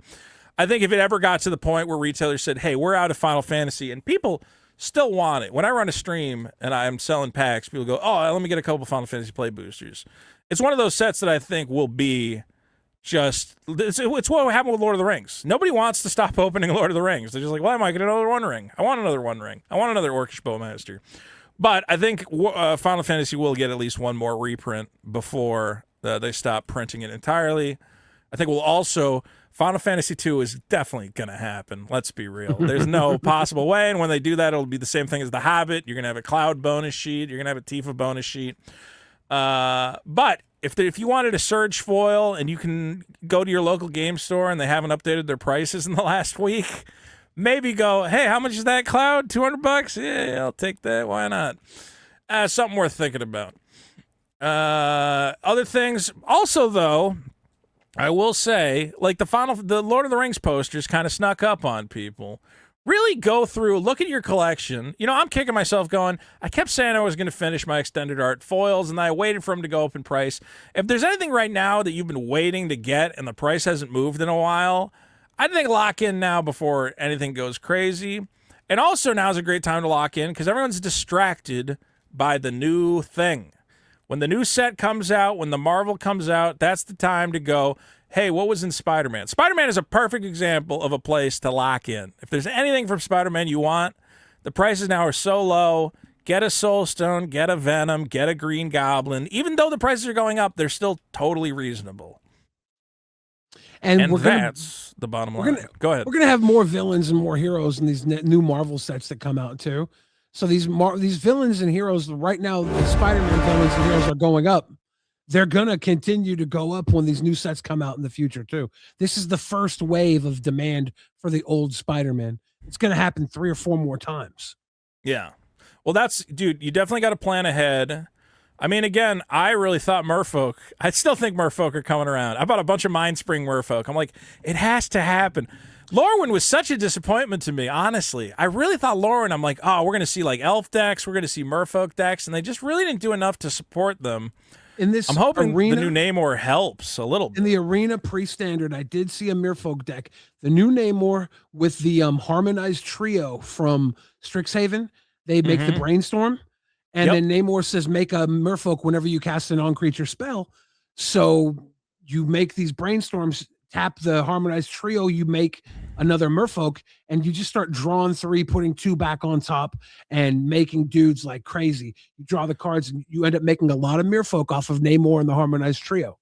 I think Namor is in a good position he's obviously built to be a control deck. I counter your spell, I get 2 Merfolk, and then any other Merfolk shenanigans that are going to pump those Merfolk and end the game quickly. Fingers crossed that we're going to see some Merfolk. If not, the stack of 100 Mind Spring Merfolk I bought are going to rot forever in a drawer somewhere. It's a really good Merfolk, Mind Spring Merfolk. It draws cards, it puts counters on other Merfolk. It should be a $2 card. All right. Here's what I wanted to talk about, Billy, is memeable moments. This is a video put out by the Magic the Gathering team that says, get an inside look on how Marvel Superheroes celebrates cult classic moments through collectible highlights and deep cut nods. Well, we all know how much we love memes. What were you gonna say? They're how do you memorable instead of memorable? They're memorable moments. That's a hard one to justify, dude. I'm like, how are you? They're memorable. Memorable. Memorable. I'm choking on my own throat. Oh, just over trying to pronounce this. You're doing the same thing I did. We're all getting choked up this episode. All right, I have not watched this video, but I did scroll through it very quickly, and I have a couple thoughts. Moments. Memorable. We're going to find out about all the memorable moments. I need them to pronounce it because it's pissing me off. I don't think they're going to say it in the video. This pun. I don't like this pun at all, and I'm usually a pro-pun person. It's so memorable. All right, let's see what we got. Memorable moments. This is 3 minutes long. Let's take a look. Marvel and Magic fans, we understand that there is canon and lore, but also the community has a huge impact on what explodes. Do we still have some of that humor in this Marvel set? If we're not having fun, we're not doing our jobs right. One of the best examples of that, Horn of Greed, is the Doom Toot. Okay. So, I wanted to say this. Let's hear what they have to say about it real quick. Yes. It took me a very long time to realize that that was an actual panel. I was 100% sure that that was just fully edited. We double-checked to make sure that it was real. Right, I think on the internet it's he toots as he pleases, but it's Doom does as he pleases, original. When you're tying in... So, here's one that I go, I think this is the right way to put memes in your Magic the Gathering. Yeah. Because this is something that's not announcing that it's a meme. It's just going, look, man, here's a piece of art from the comics. It's kind of funny and interesting, and here it is. What? This is something that happened. What? All right? What do you think? How do you feel about the Horn of Greed? Okay. I don't want this card that badly. Yeah. It's great. It's great. It's fine. It's perfect. This is exactly what this slot should be for. But why do I feel like this video only exists so they can all guffaw at the Sauron card? That's going to be the crescendo of this video, right? They're no, gonna be like, Billy, of course. No, that's not. the only reason this exists. Because they want to push out the Sauron card one more time. We all get it. It's funny. It's a meme. We get it. This is why this video exists. I know. can just all right, tell. we got the Horn agreed. The Horn agreed. They checked. They make sure it was a real panel. They even got the actual Dr. Doom does as he pleases. I guess people normally edit it to say Dr. Doom toots as he pleases. I didn't know that piece of meme lore. That's fine. And look, it's not like, is Horn of Greed a card? Look, obviously this has some uses, but mostly this kind of seems like a bulk card anyway. I used to play this because back in the 1995, I had an Underworld Dreams, Black Vise, Dickhead, Wheel of Fortune, all the original dual lands, stacked Grixis deck, and Horn of Greed was in there. I think it came out in 95 or 96, but it went directly into that deck. I didn't realize Horn of Greed has not seen very many reprints. I thought this was a card that had been in some core sets, but I guess not. So it is like a $10 card. And, you know, look, obviously I would prefer to own a spooky fucking nightmare horn. That's more magic-y to me. But I go right into my deck. I love playing that card. Look, then they had this Secret Lair one, which is a guy playing a giant tuba. Okay. And now we have Dr. Doom. Look, here's the thing. I understand that the people at Wizards, and let's be clear, we just saw them. There are a bunch of guys sitting around being like, hey, what if we made a little joke? What if we made a little joke in the Magic? And I go, you got to give them something. If what I got to give them is they want to put a funny little Horn of Greed in the Magic, I go, fine. That's fine. I accept it. Because that way you got. I'm not mad, and at least states that means that maybe in the next set, Jace won't be wearing a cowboy hat. That's my hope. That they've got it out of their system, and they don't go, hey, what if the next set, they're all wearing space helmets, and they're just like googly goo guys or whatever the fuck. It's like, no, get it out here. Get it out here. This is fine. I'm specifically mad at just this video for spelling out the jokes. Like, can a motherfucker just get a joke these days? No.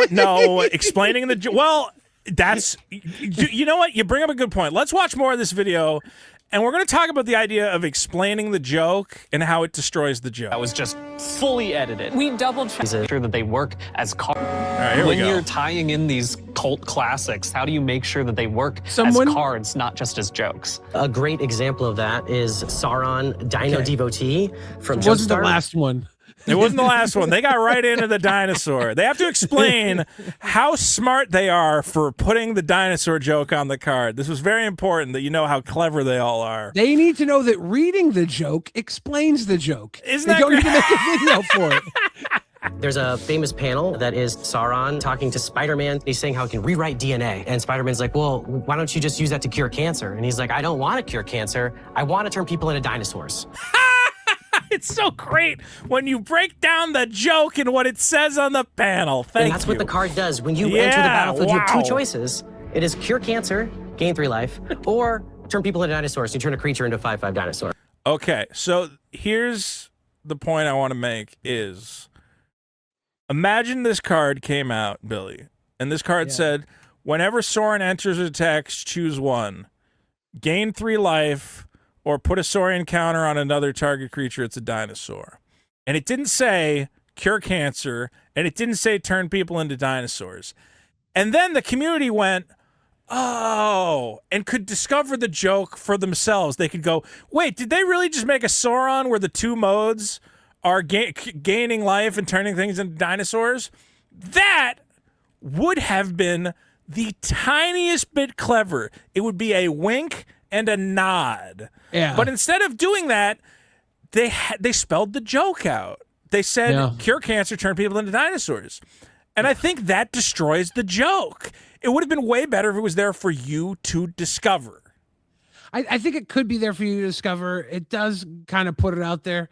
But also, I like that a lot of people have gone to retcon the old cards that say gain 3 life, and they just say cure cancer over them. Healing self cures cancer. Gaining 3 life is curing cancer. Now, I'm somebody who I think, and a lot of people agree, that one of the problems that modern Magic has is fucking, what's his name? Mark Rosewater, who, as we all know, used to write for Roseanne, a show that was funny in the 90s and is not funny anymore.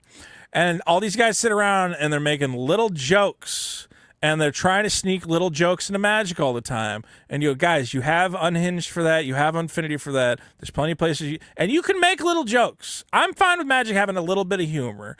But then you get to this. You get to Holy Cow. And you go, no. Okay? And I'm going to make, again, the same argument. The problem with magic humor is when you are explaining the joke's not funny. It's your grandpa wink, wink, nudge, nudging you. Go, you see what I did there? It's a holy cow. You see that? You see what I did? I wrote holy cow on the card. He's an ox angel. Dude, if this card was called Divine... well, it can't be that. There was what, bovine intervention. Divine bovine. I was gonna say divine bovine is still too on the nose. Divine bovine is honestly divine bovine is better though, because at least that's like it's not like a pun or anything. It's just like a clever rhyme. But I mean, I don't really give a fuck about a common card, right? Like I don't care. I just think, but here's the thing. I think if you want magic to be funny, what I've learned, especially from doing magic or from doing like internet comedy stuff, is when you let the audience fill in the joke, they love it so much more. Okay? Yeah. Like when you put it out there and it's obvious, but you let them make the joke instead of you being the one to make the joke, people lose their fucking minds. I'm going to bring up an example. Billy, are you of the Victory News Network? And no, you can I'm say not. no. You can say no. So No. Victory News Network, and I'm trying to find this viral post I had. Oh, this is your old. I remember you. This doing is my. Yeah. So this was when I was doing like fake news, basically. This was my version of the Onion. This is okay? Funyun. The Funyun. Hey, that's not a bad one. Okay. So Dr. Disrespect, this was a guy who got accused of, being untowards towards minors. Yeah. And was losing a lot of brand deals at the time. So I put out a post that says, the Subway sandwich chain has officially ended its sponsorship deal with Dr. Disrespect. An internal memo has instructed franchisees to remove any signage containing the banned streamer. I made a fake little Subway. As you can see, this is clearly a soccer guy that I just shittily fucking threw his head on. I don't know why anybody fell for this. Now, this went... Let's take a look. 6.3 million views, okay? 1.7 whatever the hell retweets. And the thing is, I didn't say, remember Jared? Remember Jared from Subway? Yeah. I didn't say that in the tweet. I let people in their heads go, wait, a guy gets fired from Subway for... And all the comments ended up being like, if I had a nickel for every time Subway had to hire a whatever guy, I'd have 2 nickels, which is not a lot, but at least it is interesting that it happened twice. Exactly, like right here. If I had a nickel for every time Subway had a partnership with a bad guy, I'd have 2 nickels, which isn't a lot. And I let people... You guide people to the joke. If you guide people to the joke, they will be so much more pleased. And again, with Holy Cow, if you gave it just a normal name, but it clearly is a Holy Cow, people would get it. They would go, and I play the Holy Cow. You don't have to call the card Holy Cow. You don't have to put on the card Cure Cancer. Like, people will get there. In Kamigawa, they had Kamigawa Neon Dynasty. They had a ninja turtle and a rat ninja. And people were like, "Oh, this is awesome! I love this. This is a nod to Ninja Turtles." And they're like, "Oh, you like turtles?" Like, no, we don't. We just like nods to them. Well, the bad version of that, and I think it was Kappa Cannoneer, was the Ninja Turtle, right? I think they might have done a couple of them, but Kappa Cannoneer is one of them. Well, Kappa Cannoneer was actually the Blastoise, right? It was the water turtle with the cannon on his back. That was a Blastoise reference. He looks great, and he's actually a super dude. Whenever I get paired up against him in fucking I got destroyed by him in a cube draft recently, where I'm like, he has Ward 4? You guys are assholes. This sucks. I guess he's not a ninja. Yeah, he's not a ninja, but okay. So the I think it was Kappa Tech Wrecker was a ninja. Kappa Tech Wrecker. Let me check. Was he a ninja? Turtle Ninja. There you go. Yeah. So do you know how you would ruin this card? Is if you had flavor text that said, he's a real hero in a half shell, or something stupid like that. Because then I go, well, now it's not for me to discover. It's something I want to play with this card, be playing with this card, and then I go, Turtle Ninja. Oh, hey, look, and he's got fucking this is fucking Leonardo. Oh, hey, I found it. I got to the joke. You set up the joke, and you let the player deliver the punchline. The problem is that Wizards wants to do setup and punchline at the same time, and then the joke, you're not letting the community have the fun of memes is that the community makes the joke. When the Yeah. corporation makes the joke, the meme's not fun. You got to set them up and then let the community run with it. And this is just too on the nose, and I think it's why a lot of people, justifiably, I think, are going, well, that's kind of lame. I think it's kind of lame. It's a cool card, though. It's a very cool card. But It's a dude, dinosaur vampire villain. It's a vampire, too, a green vampire. Let's go. I mean, I also hate, tell me if you hate this as well, is I want this new Squirrel Girl, but I don't understand why her abilities need to be named "Do you like squirrels?" and "I love squirrels." It doesn't make the card better for me in any way. Is that her catchphrase or something? I've never read a no Squirrel Girl idea. comic. Yeah. If she's Why like a can't- horse girl, I would really just prefer this card. I love squirrel. Like, what do? I'm playing a Magic game, and I look at my opponent, and I go, I love squirrels. you need to go to pre-release and do that. And don't even open it. Anybody who plays Squirrel Girl, I'm gonna go. I'm gonna need you to read the name of the ability. You can't just do it. You gotta say it when you activate it. You can't just do it. I don't think it needs this. This is not even funny on any level. This doesn't add anything to the card for Hey, me. It's Big question about Sauron. yeah, Does he beat the Lord of the Rings Sauron as the best Sauron in Magic now? it's very possible. No, actually, that's Sauron. Lord of the Rings is another set. If you want to, I think the Sauron's going for like $50 or something. The Scrolls version. Now, I didn't see what other That meme Sauron cards. doesn't make dinosaurs, though. Well, dude, what's the one out of Doctor Who where whenever a non-legendary permanent or something comes into play, you can make it into a 7/7 dinosaur? Do you know that card? Yeah, it's an uncommon, really Yeah, good. that card is also spiking right now. I wonder if Sauron's helping with that and all. Just make everything into a dinosaur. It is cure cancer, gain 3 life, or turn people into dinosaurs to turn a creature into a 5/5 dinosaur. Who's gonna want to cure cancer at that? You're always going to want to turn him into a dinosaur. Well, that's Asking an even more about worse like those jump explanation. starts. What characters can they find? Wait, in you that? just said The one of the lesser-known modes characters. is like, okay, well, now I do get the joke a little more, is that he goes, why would you want to cure cancer? Because curing cancer is just gaining 3 life, which kind of sucks, and the other mode is better. So maybe the card is slightly more, I guess the card is slightly more clever than I thought of, that they made the first ability kind of shitty and dumb. Yeah. All right, I'll give him that. That's a little clever. Why would you want to cure cancer? You It can is make a funny 5/5 dinosaur. Yeah, curing cancer is basically so meaningless, right? Yeah. I mean, you would gain life if he's the only guy on the table. I don't know about making a 4/4 into a 5/5. I might just gain the 3 life, but You want to I get it. sacrifice some lembus bread? That's the equivalent of curing cancer. I do think they could have come up with something more interesting to represent curing cancer, but I guess gaining life is the closest you're going to It'd be get. cool if it was like remove all poison counters or remove a poison counter from a player or something. Oh, that's pretty good. 'Cause- Yeah. But the game life is going to be more reasonable in more games. So like, I Right. get it. But it would be like remove all poison counters, remove a poison counter from a player. All right, I want to see if there's any other memes I like or dislike. Yeah, in You're this always going to video. want to turn him into a dinosaur. Asking more about like those jump starts. What characters can they find in that? The lesser known characters, like the Squadron Supreme is in Jumpstart. Some of the main set characters are back in there, and Thor shows back up. And we also have sagas in Jumpstart that are actually the origins These aren't of the memes, characters. where are the so it's like the memes? origin of Thor and the origin of Iron They Man. lied to me They're with the the title main of this giant video. battles in the main set, and these are kind of those more character-driven focus moments. Being able to represent characters multiple times with multiple cards. Did they just trick us into watching a video about I Jumpstart told you. with 2 I memes? told you. Did they It just was trick us into only- watching? it All right, was no, here we only- go. They only did that so they could pull off the Sauron thing, and they didn't want to lead off with the Sauron thing Yeah. because it's cancer's too serious. So they had to bury the lead.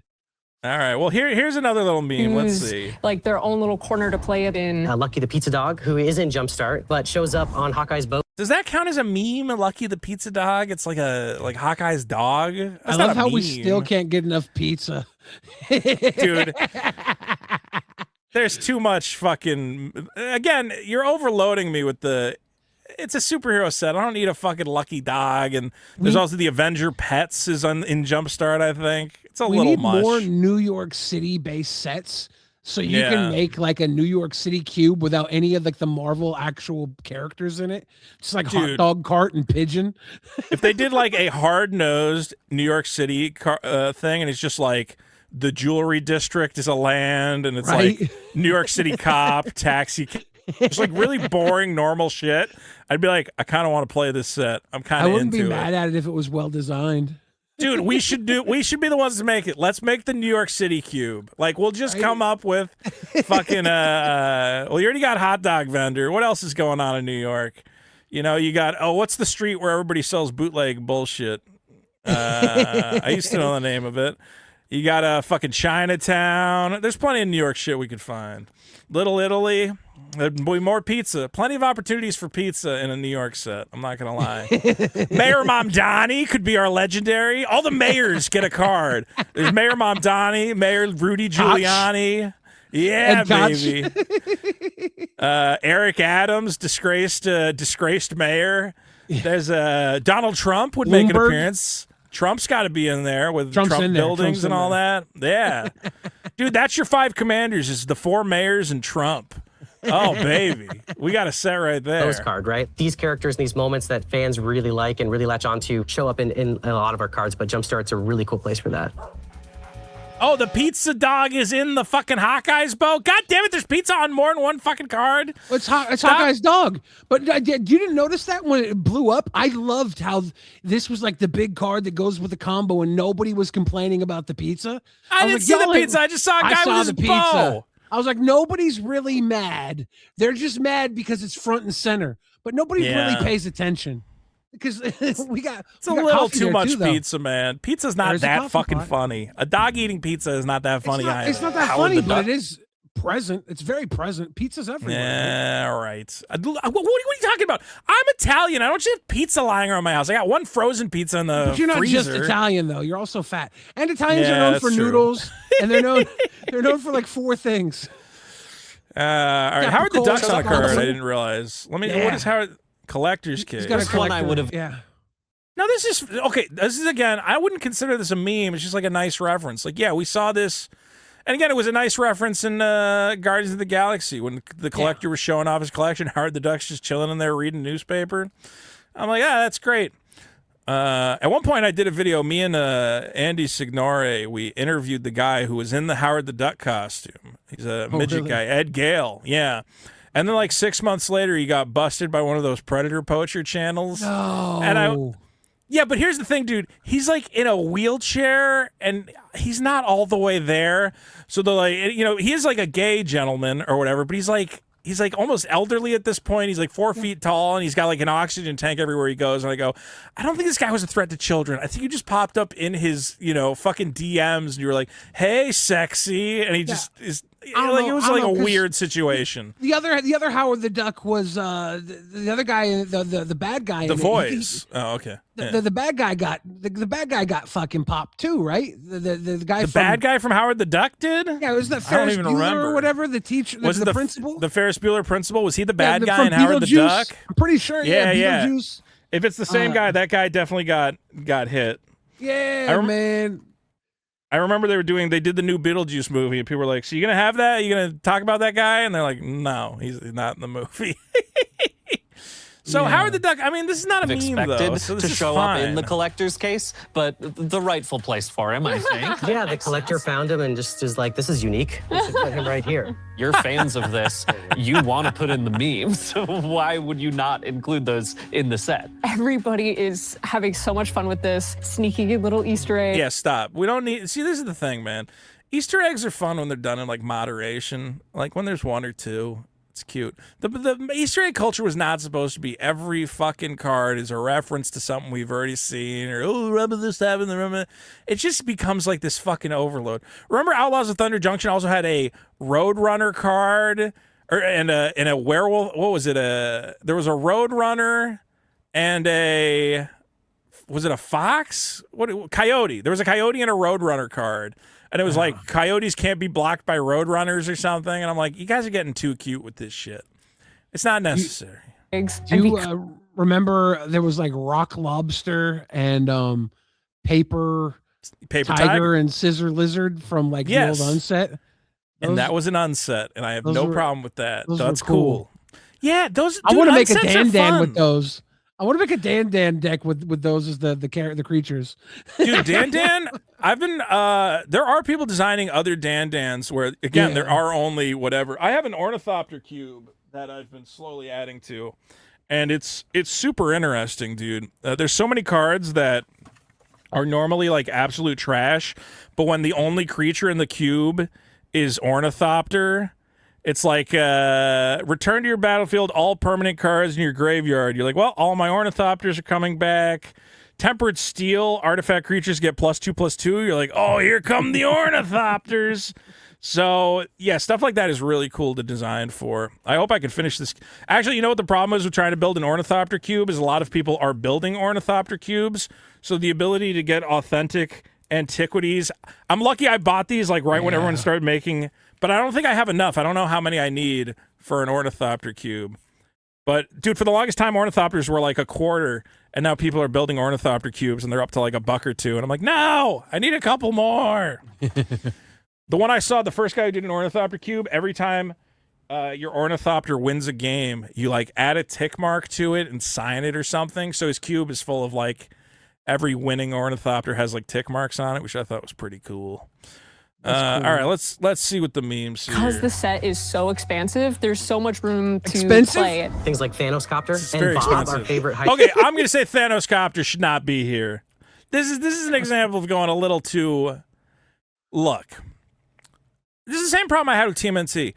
Why does Magic not just make their set be like, we don't do the goofy comic stuff? Like, it's going to be like real cool superhero shit.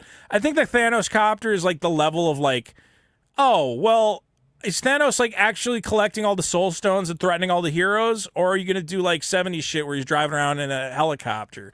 Like, because that's stupid. I don't want to see that. I would rather you make Thanos actually like, let's put it this way. When you watch the fucking Endgame movie, at no point did the people making Endgame go, well, we got to put the Thanos Copter in there. Because no, well, it was in Deadpool Wolverine, right?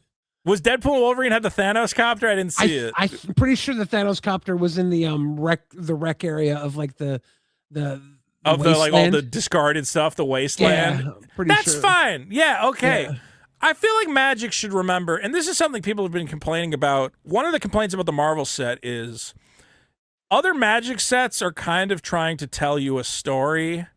You know, like I think Lorwyn Eclipsed is like, hey, I don't know what's going on, but clearly Lorwyn's in like a weird state and people are turning into fucked up versions of each other's. You know, Dominaria, like all the stuff, though it wasn't perfectly executed, the stuff they did where Phyrexians were invading and then every set had a Praetor and different characters were getting completed and turning into twisted versions of themselves.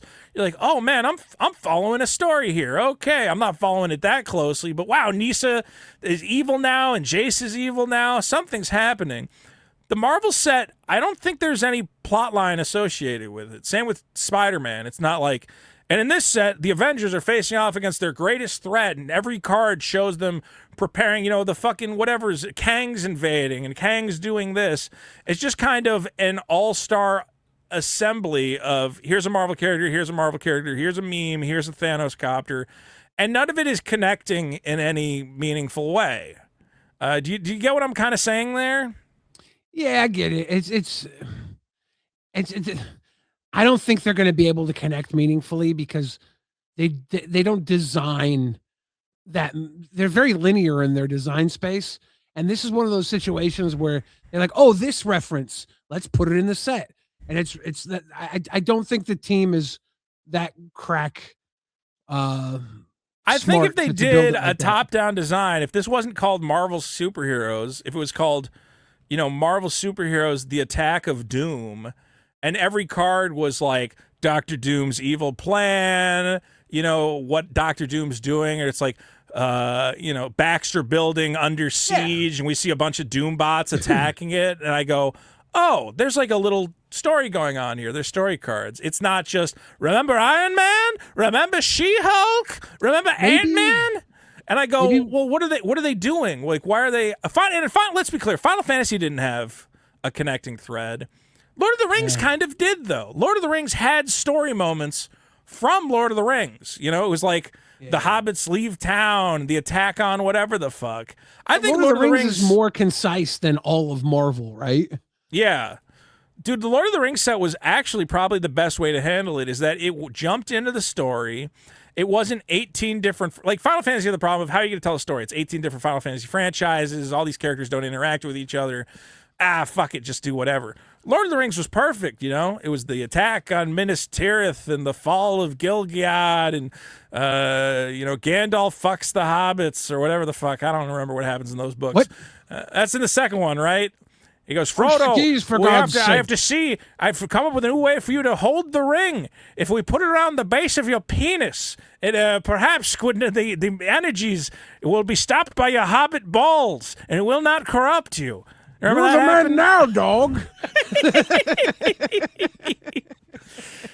Whereas Marvel is just, here's everything, here's the Thanos copter, and it doesn't matter because none of this is connected in any meaningful way. It's just all the stuff. The Thanos copter does kind of hit though in a vehicle deck. It's when it enters vehicles you control become artifact creatures until end of turn. So it does as flying haste. All your other vehicles all get crewed, and when they connect, you draw a card for each one. That's kind of if I got a vehicle deck, dude, I want this in All there. right. I'm waiting for vehicles to eventually hit off too. I get it. And I will say, I'm glad it's in Jumpstart. If the more goofy, stupid cards are in Jumpstart, I can go, I can kind of excuse it. It's not in the main set. Have you ever seen the channel Reminder Text? No, I don't think so. Fantastic YouTuber. He's the cousin of the guy who played Rufio in Hook. The guy who yes. voiced the Zuko in the Avatar. He's cousins with him, so he gets him in his videos sometimes. Oh, nice.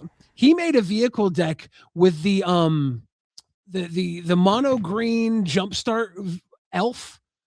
And it is Dionysus. Yeah, it's a really good vehicle deck because so elves you control have when they become tapped, you untap them right once a turn. Yeah. So you get the mana abilities, but then you crew and then you untap them so they get to attack again, and then you can crew twice or tap twice. And then there's the one vehicle that makes all of your vehicles the same creature type, so they all become elves, and then the vehicles just crew each other and untap each other until they're all crewed.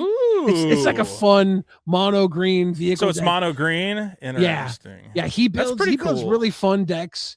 He travels around, like he went to Japan and he went to like all the card stores in Japan and covered like what they had access to. Really cool guy, really good at making videos. I originally found him, he was a Pokemon Go YouTuber, and I stopped playing Pokemon Go and I was like, oh yeah, I would check in on him every once in a while because he was so good at what he did, but I didn't care about Pokemon Go. And then one day I'm like, wait a second, I saw the thumbnail, I was like, is that my guy playing Magic now? I'm in, baby. I'm in. He makes great content. He's got 72,000 subscribers right now. He deserves 1 million, and I 100%. He's already been on like game nights and everything. He's been doing this for about a year, but he makes great content. Well, we got to get him on here. At some point we got to start bringing guests on. So we'll see. I think we'll get to the point where we go, hey, you want to come on for half an hour, talk about what you're doing?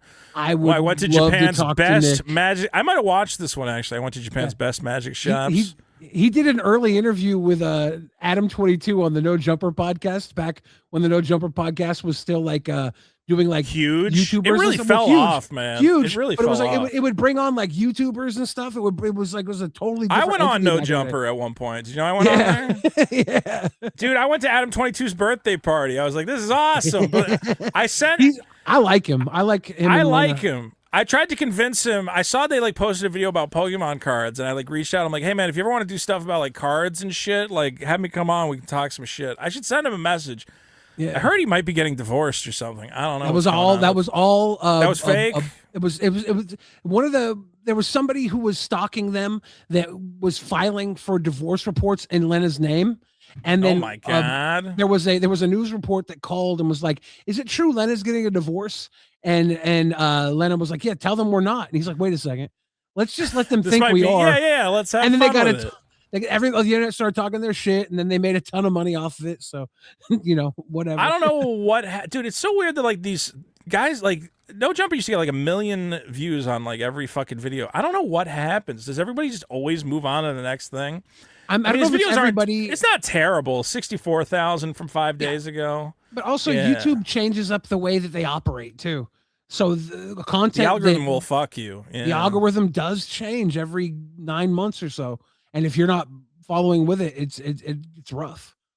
I gotta send a DM. I'm gonna send another DM to the Adam22 and be like, "Hey man, we should catch up. We should talk some shit because we had a good play time." Magic man. too? I can't remember. No, I don't think he does. Actually, the weirdest thing was I posted on Twitter one time. I was playing like Words with Friends or some variant. And I said, "Hey, look, I just knocked it out of the park with Words with Friends," or And then Adam22 out of nowhere sends me a DM. He goes, "Yo, you can play Scrabble online?" And I'm like, "Yeah, man." Yeah. So I said, Adam22, I'm like, "Here, yeah, you can play it here." I'm like, "Why? Do you want to play Scrabble?" He's like, "Yeah, man, I fucking love Scrabble." I'm like, I think I remember dude, him talking know. about Magic at one point. I really do think I remember him talking about Magic. I mean, he's a white boy. He must have played Magic at some point. I could be wrong about that, but I was trying to be like, "Hey, listen, man, No Jumper's great, but you need No Mana, and that'll be the Magic focused fucking part of the channel. You need Mana Screw, the nerd focused aspect of the No Jumper." No blocker world. No blocker. No blocker. I did want to mention real quick, I went to Japan's best Magic Gathering shops. As soon as I have a couple things left on my plate, I'm printing the comic book, I'm shipping it out to everybody.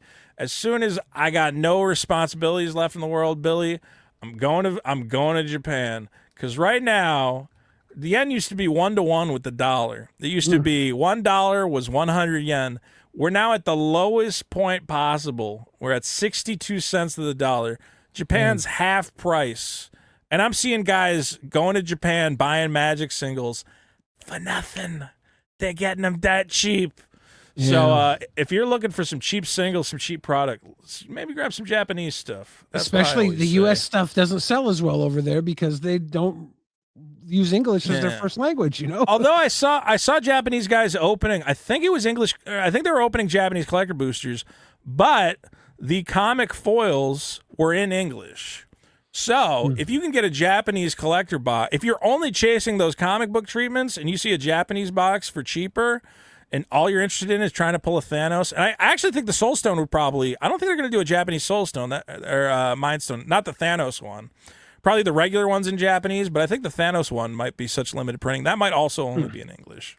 All right, let's finish out. So we got the Thanos copter. Our favorite Hydra agent that doesn't really want to be there.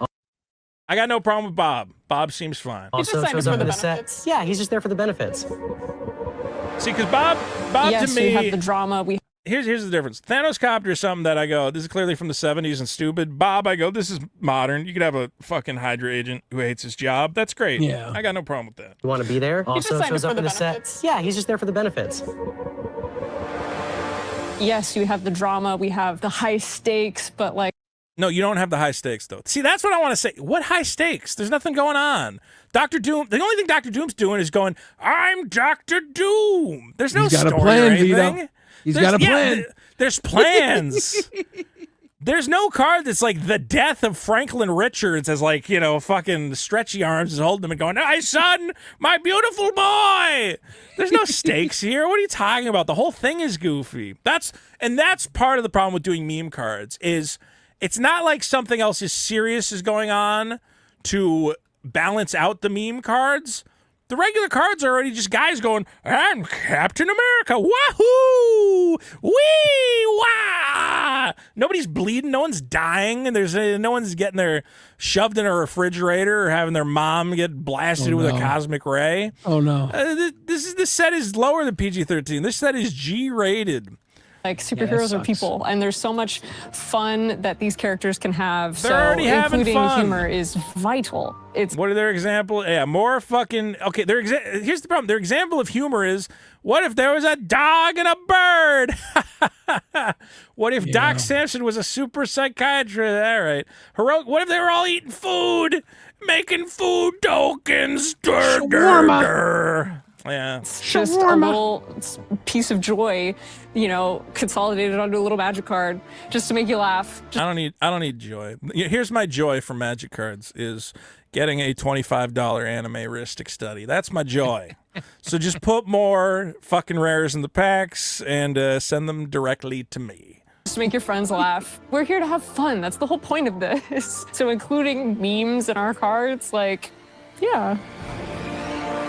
What a note to end on. Yeah, So I put mean, memes yeah. on our cards? Yeah.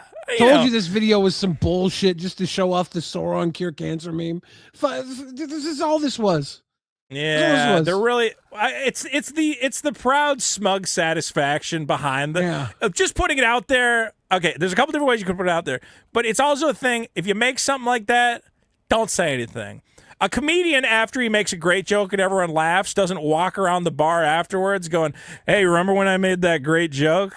Yeah. I know, man. It was pretty good. He goes, "Yeah, y'all laughed, right?" I'll tell you how this becomes a massive W, though.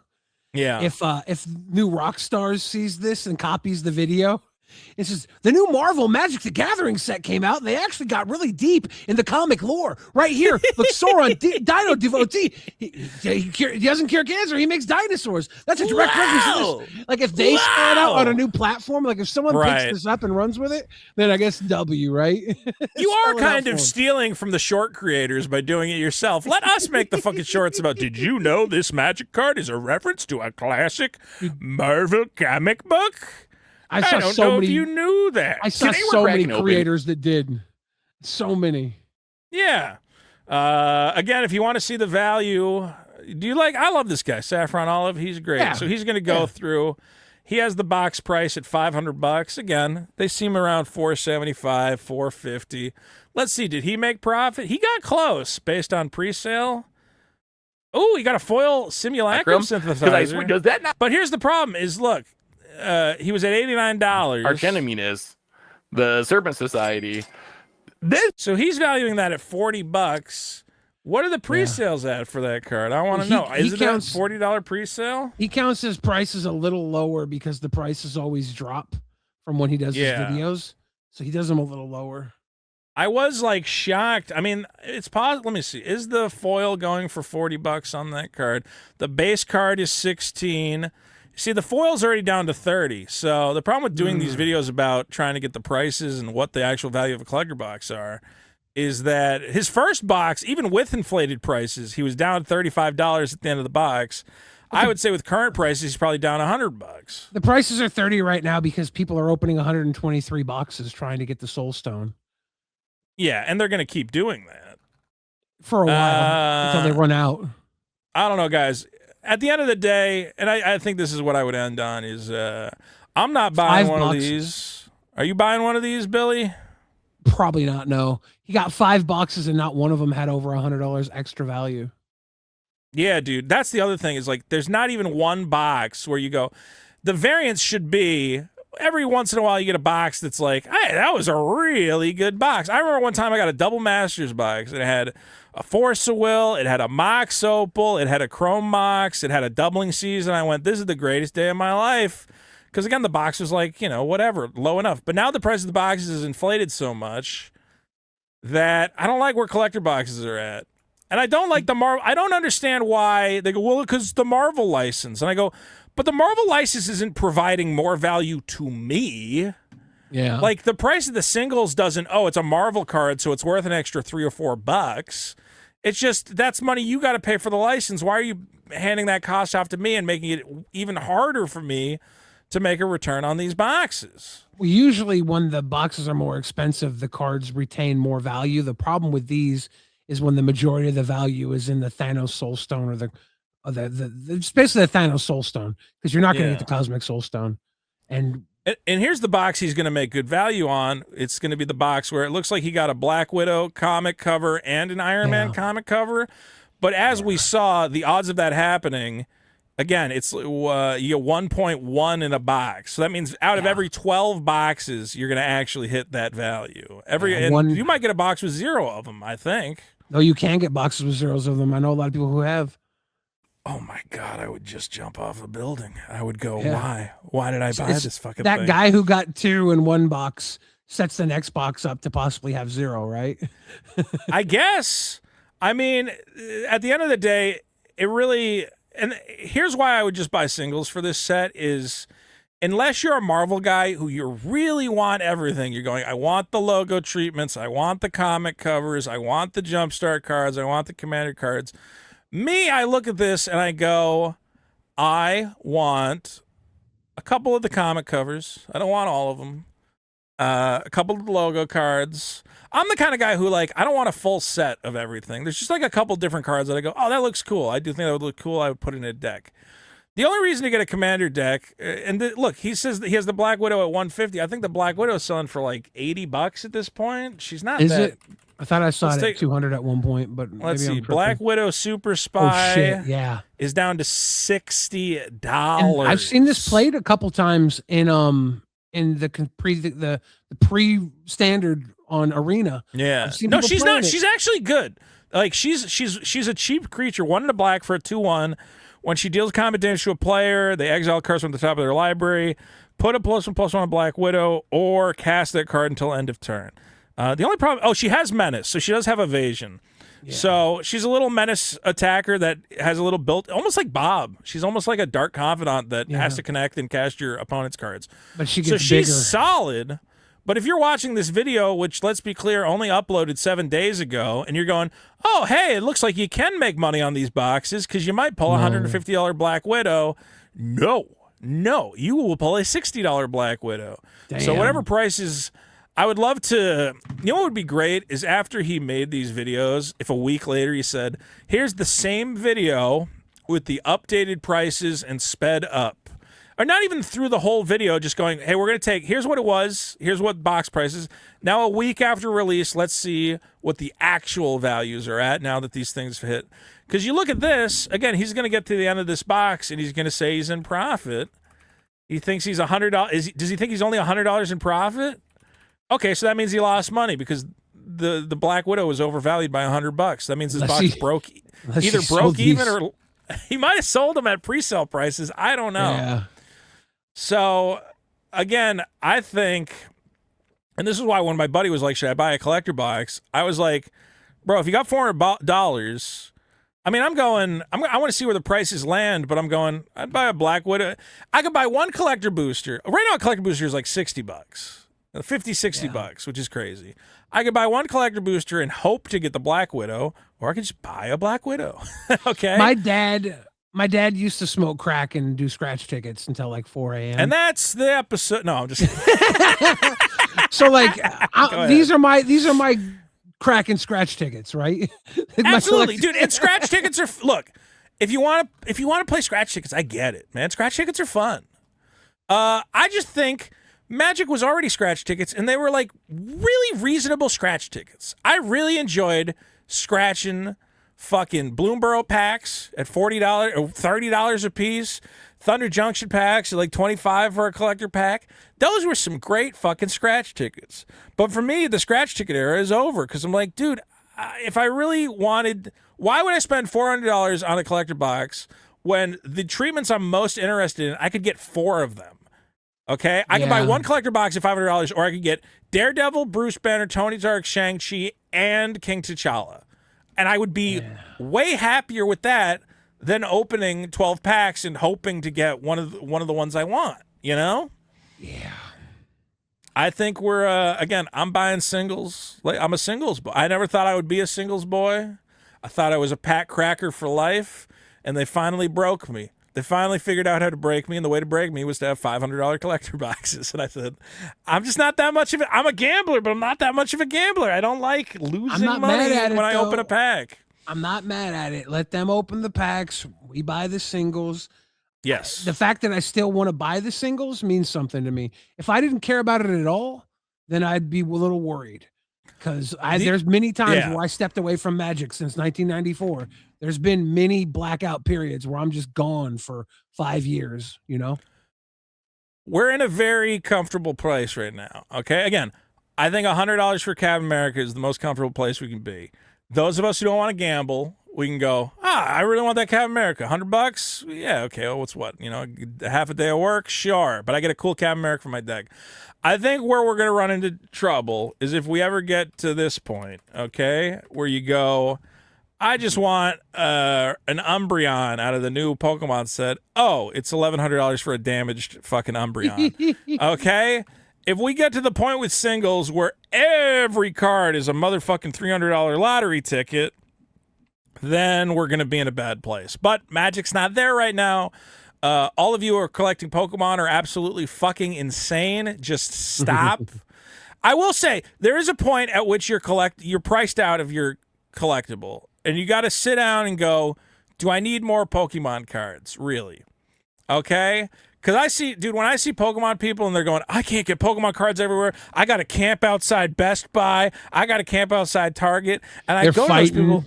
They're fighting. They're fighting in the streets for the fucking Pokemon. They're beating each other up for Pokemon. So the guy pulled a gun out when he was at the kiosk in the grocery store the other day. Pulled the gun out. There's a little kid There's that a walked new one up. every day. Let me see. Yeah. Pokemon gun. Dude, the fucking vending machines are wild, man. Let me see. I bought a Scalper shows his weapon to a family. Is that it? Yep, this is the one. Guy shows off gun for Pokemon. Is there sound? Let me see. Let's see this. So what happened, and what I found out is that people will camp the vending machine waiting for it to restock because the product is in there, but it randomly releases it at random times. So you have to just keep refreshing it. Because, again, otherwise one guy comes in and just buys it all. So there'll be guys camping out. Is he really going to show off a gun right now to get you not to go touch his vending machine?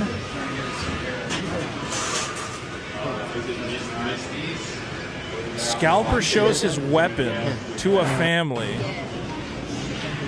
So this is the oh no, is that the guy? I think so, yeah. I'll get the booster box. I kind of feel bad, bro. I kind of feel bad. If you guys want the box, we'll take the 10. Took him 10 minutes to pay because he didn't have money. There you go. Taking the box and the So ETB. the scalper's buying everything. Okay. He's not letting anybody else buy anything. He's been camping it for 3 hours. We'll leave all singles for him, right? Is that fair? We'll leave all singles. It's just Yeah. because. All right, he's obtained the ETB, Billy. He has the ETB. He's got the ETB. I don't know anything about this Pokemon. It's the Elite Trainer box, Billy. It's basically like the bundle. No. It's a bundle, basically. Okay.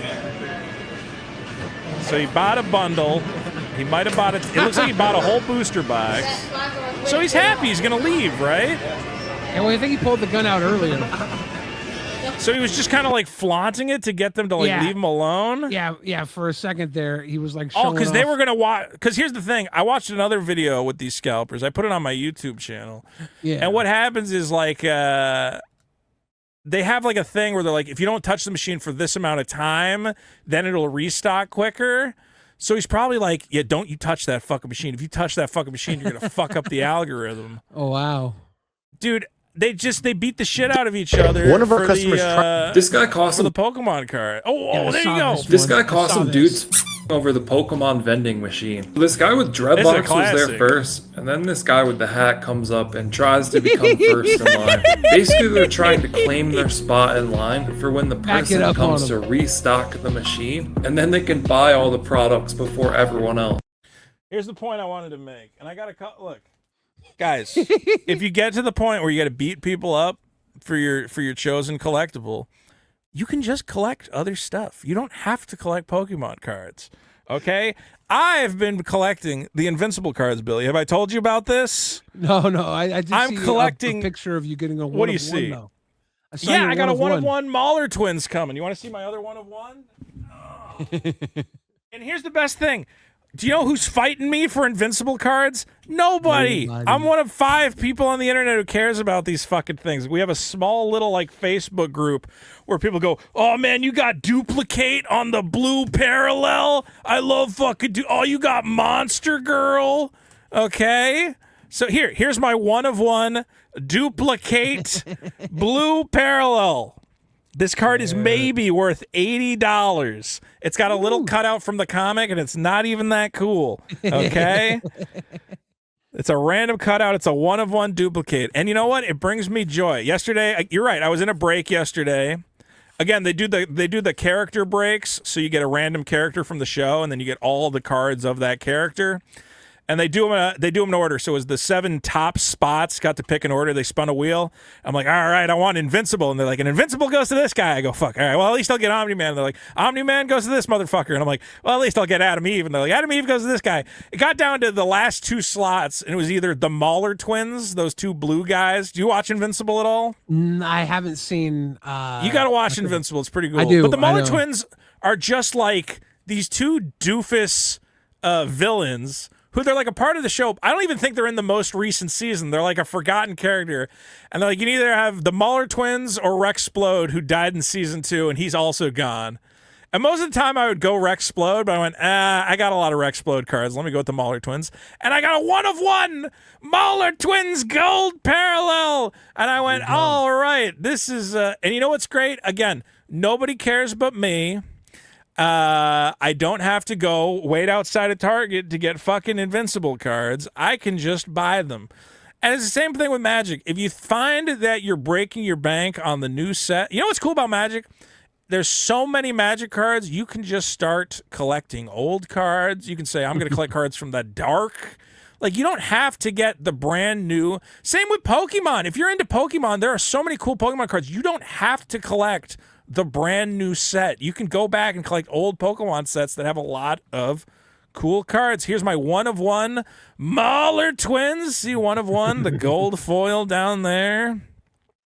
You want to see the card that's gonna? You want to see the card that this is gonna make me? This is a $10,000 card someday, Billy. The 1-of-1 signed, not really, by Alan the Alien, Invincible, and Omni-Man. Woo. That's a real. The one thing I gotta get, Billy, is and somebody pulled one. So there's a couple different variations of it. Invincible has a gay friend named William. Okay. And he's just William. He doesn't have any powers. He doesn't really do anything. He's just there. And I'm like, if I could get a 1-of-1 William Clockwell gold foil, I would get one of those Logan Paul chains, and I would wear that fucking everywhere. And people go, "What's on your chain there?" And I go, "Well, it's William Clockwell it's Invincible's gay friend from Invincible." And this is the regular base gold version. Is this out of 33? That's actually out of 33. That's not that bad. But I want the 1-of-1. I need the 1-of-1 William Clockwell. If anybody pulls a 1-of-1 William, send me a message. Somebody's trying to get $800 for William and Mark on the dual relic. You're not getting $800 for Invincible and his gay buddy. I don't think it's happening. This one's not bad, but I can't pay $400 for. This is a 1-of-1 William Clockwell on the red border, but I want the gold border. Let's see. This one's out of 5. This is out of 5. I gotta get a real 1-of-1 though. Can you imagine I get the Logan Paul chain and I'm just rocking William all around fucking town? You know, it just sounds like a real good investment. Because he's one of the characters when they do the breaks. It's like, and your character that you're going to get all the cards of is William Clockwell. People go, God damn it, I got fucking William Clockwell again. And every time I get him, I'm like, yes, we're going to pull some good William cards this time. Give me some of that Clockwell magic. Give me that Clockwell, baby. Here's the worst part, though. The new season, they changed his voice actor, and the new voice actor, they've ruined William. He was the perfect gay best friend, and now he sounds just like a normal dude. I'm like, go back to old William. Old William was helpful. And he went, Mark, what's going on, Mark? All right, I got to figure out how to get all this crap back in the box. Guys, this has been a Ristic Study Hall episode 10. We've gotten 10 episodes in the can. Can you believe it, Billy? Double digits. I have some people asking us to start a Patreon or something. So we'll think about it. I don't know. We could have like a Discord, like that people get access to, talk about Magic. We're gonna need tchotchkes. We gotta have tchotchkes, baby. I love some tchotchkes. I'm looking into some stuff that can be. We talked about a VHS deck box. I had a guy who's like a 3D guy, and I'm like, maybe. I'm seeing some cool stuff we can make. But let us know in the comments if you like the show, anything you'd like to see from the show. Please subscribe to the show. And we'll have more stuff for you soon. You can find me at youtube.com/Vito. As always, guys, I have actually, yesterday, I finally have been streaming again. Go to youtube.whatnot.com/invite/Vito, and that'll allow you to come hang out on my Whatnot streams where I have a bunch of stuff. We were opening Modern Horizons 2 collectors yesterday.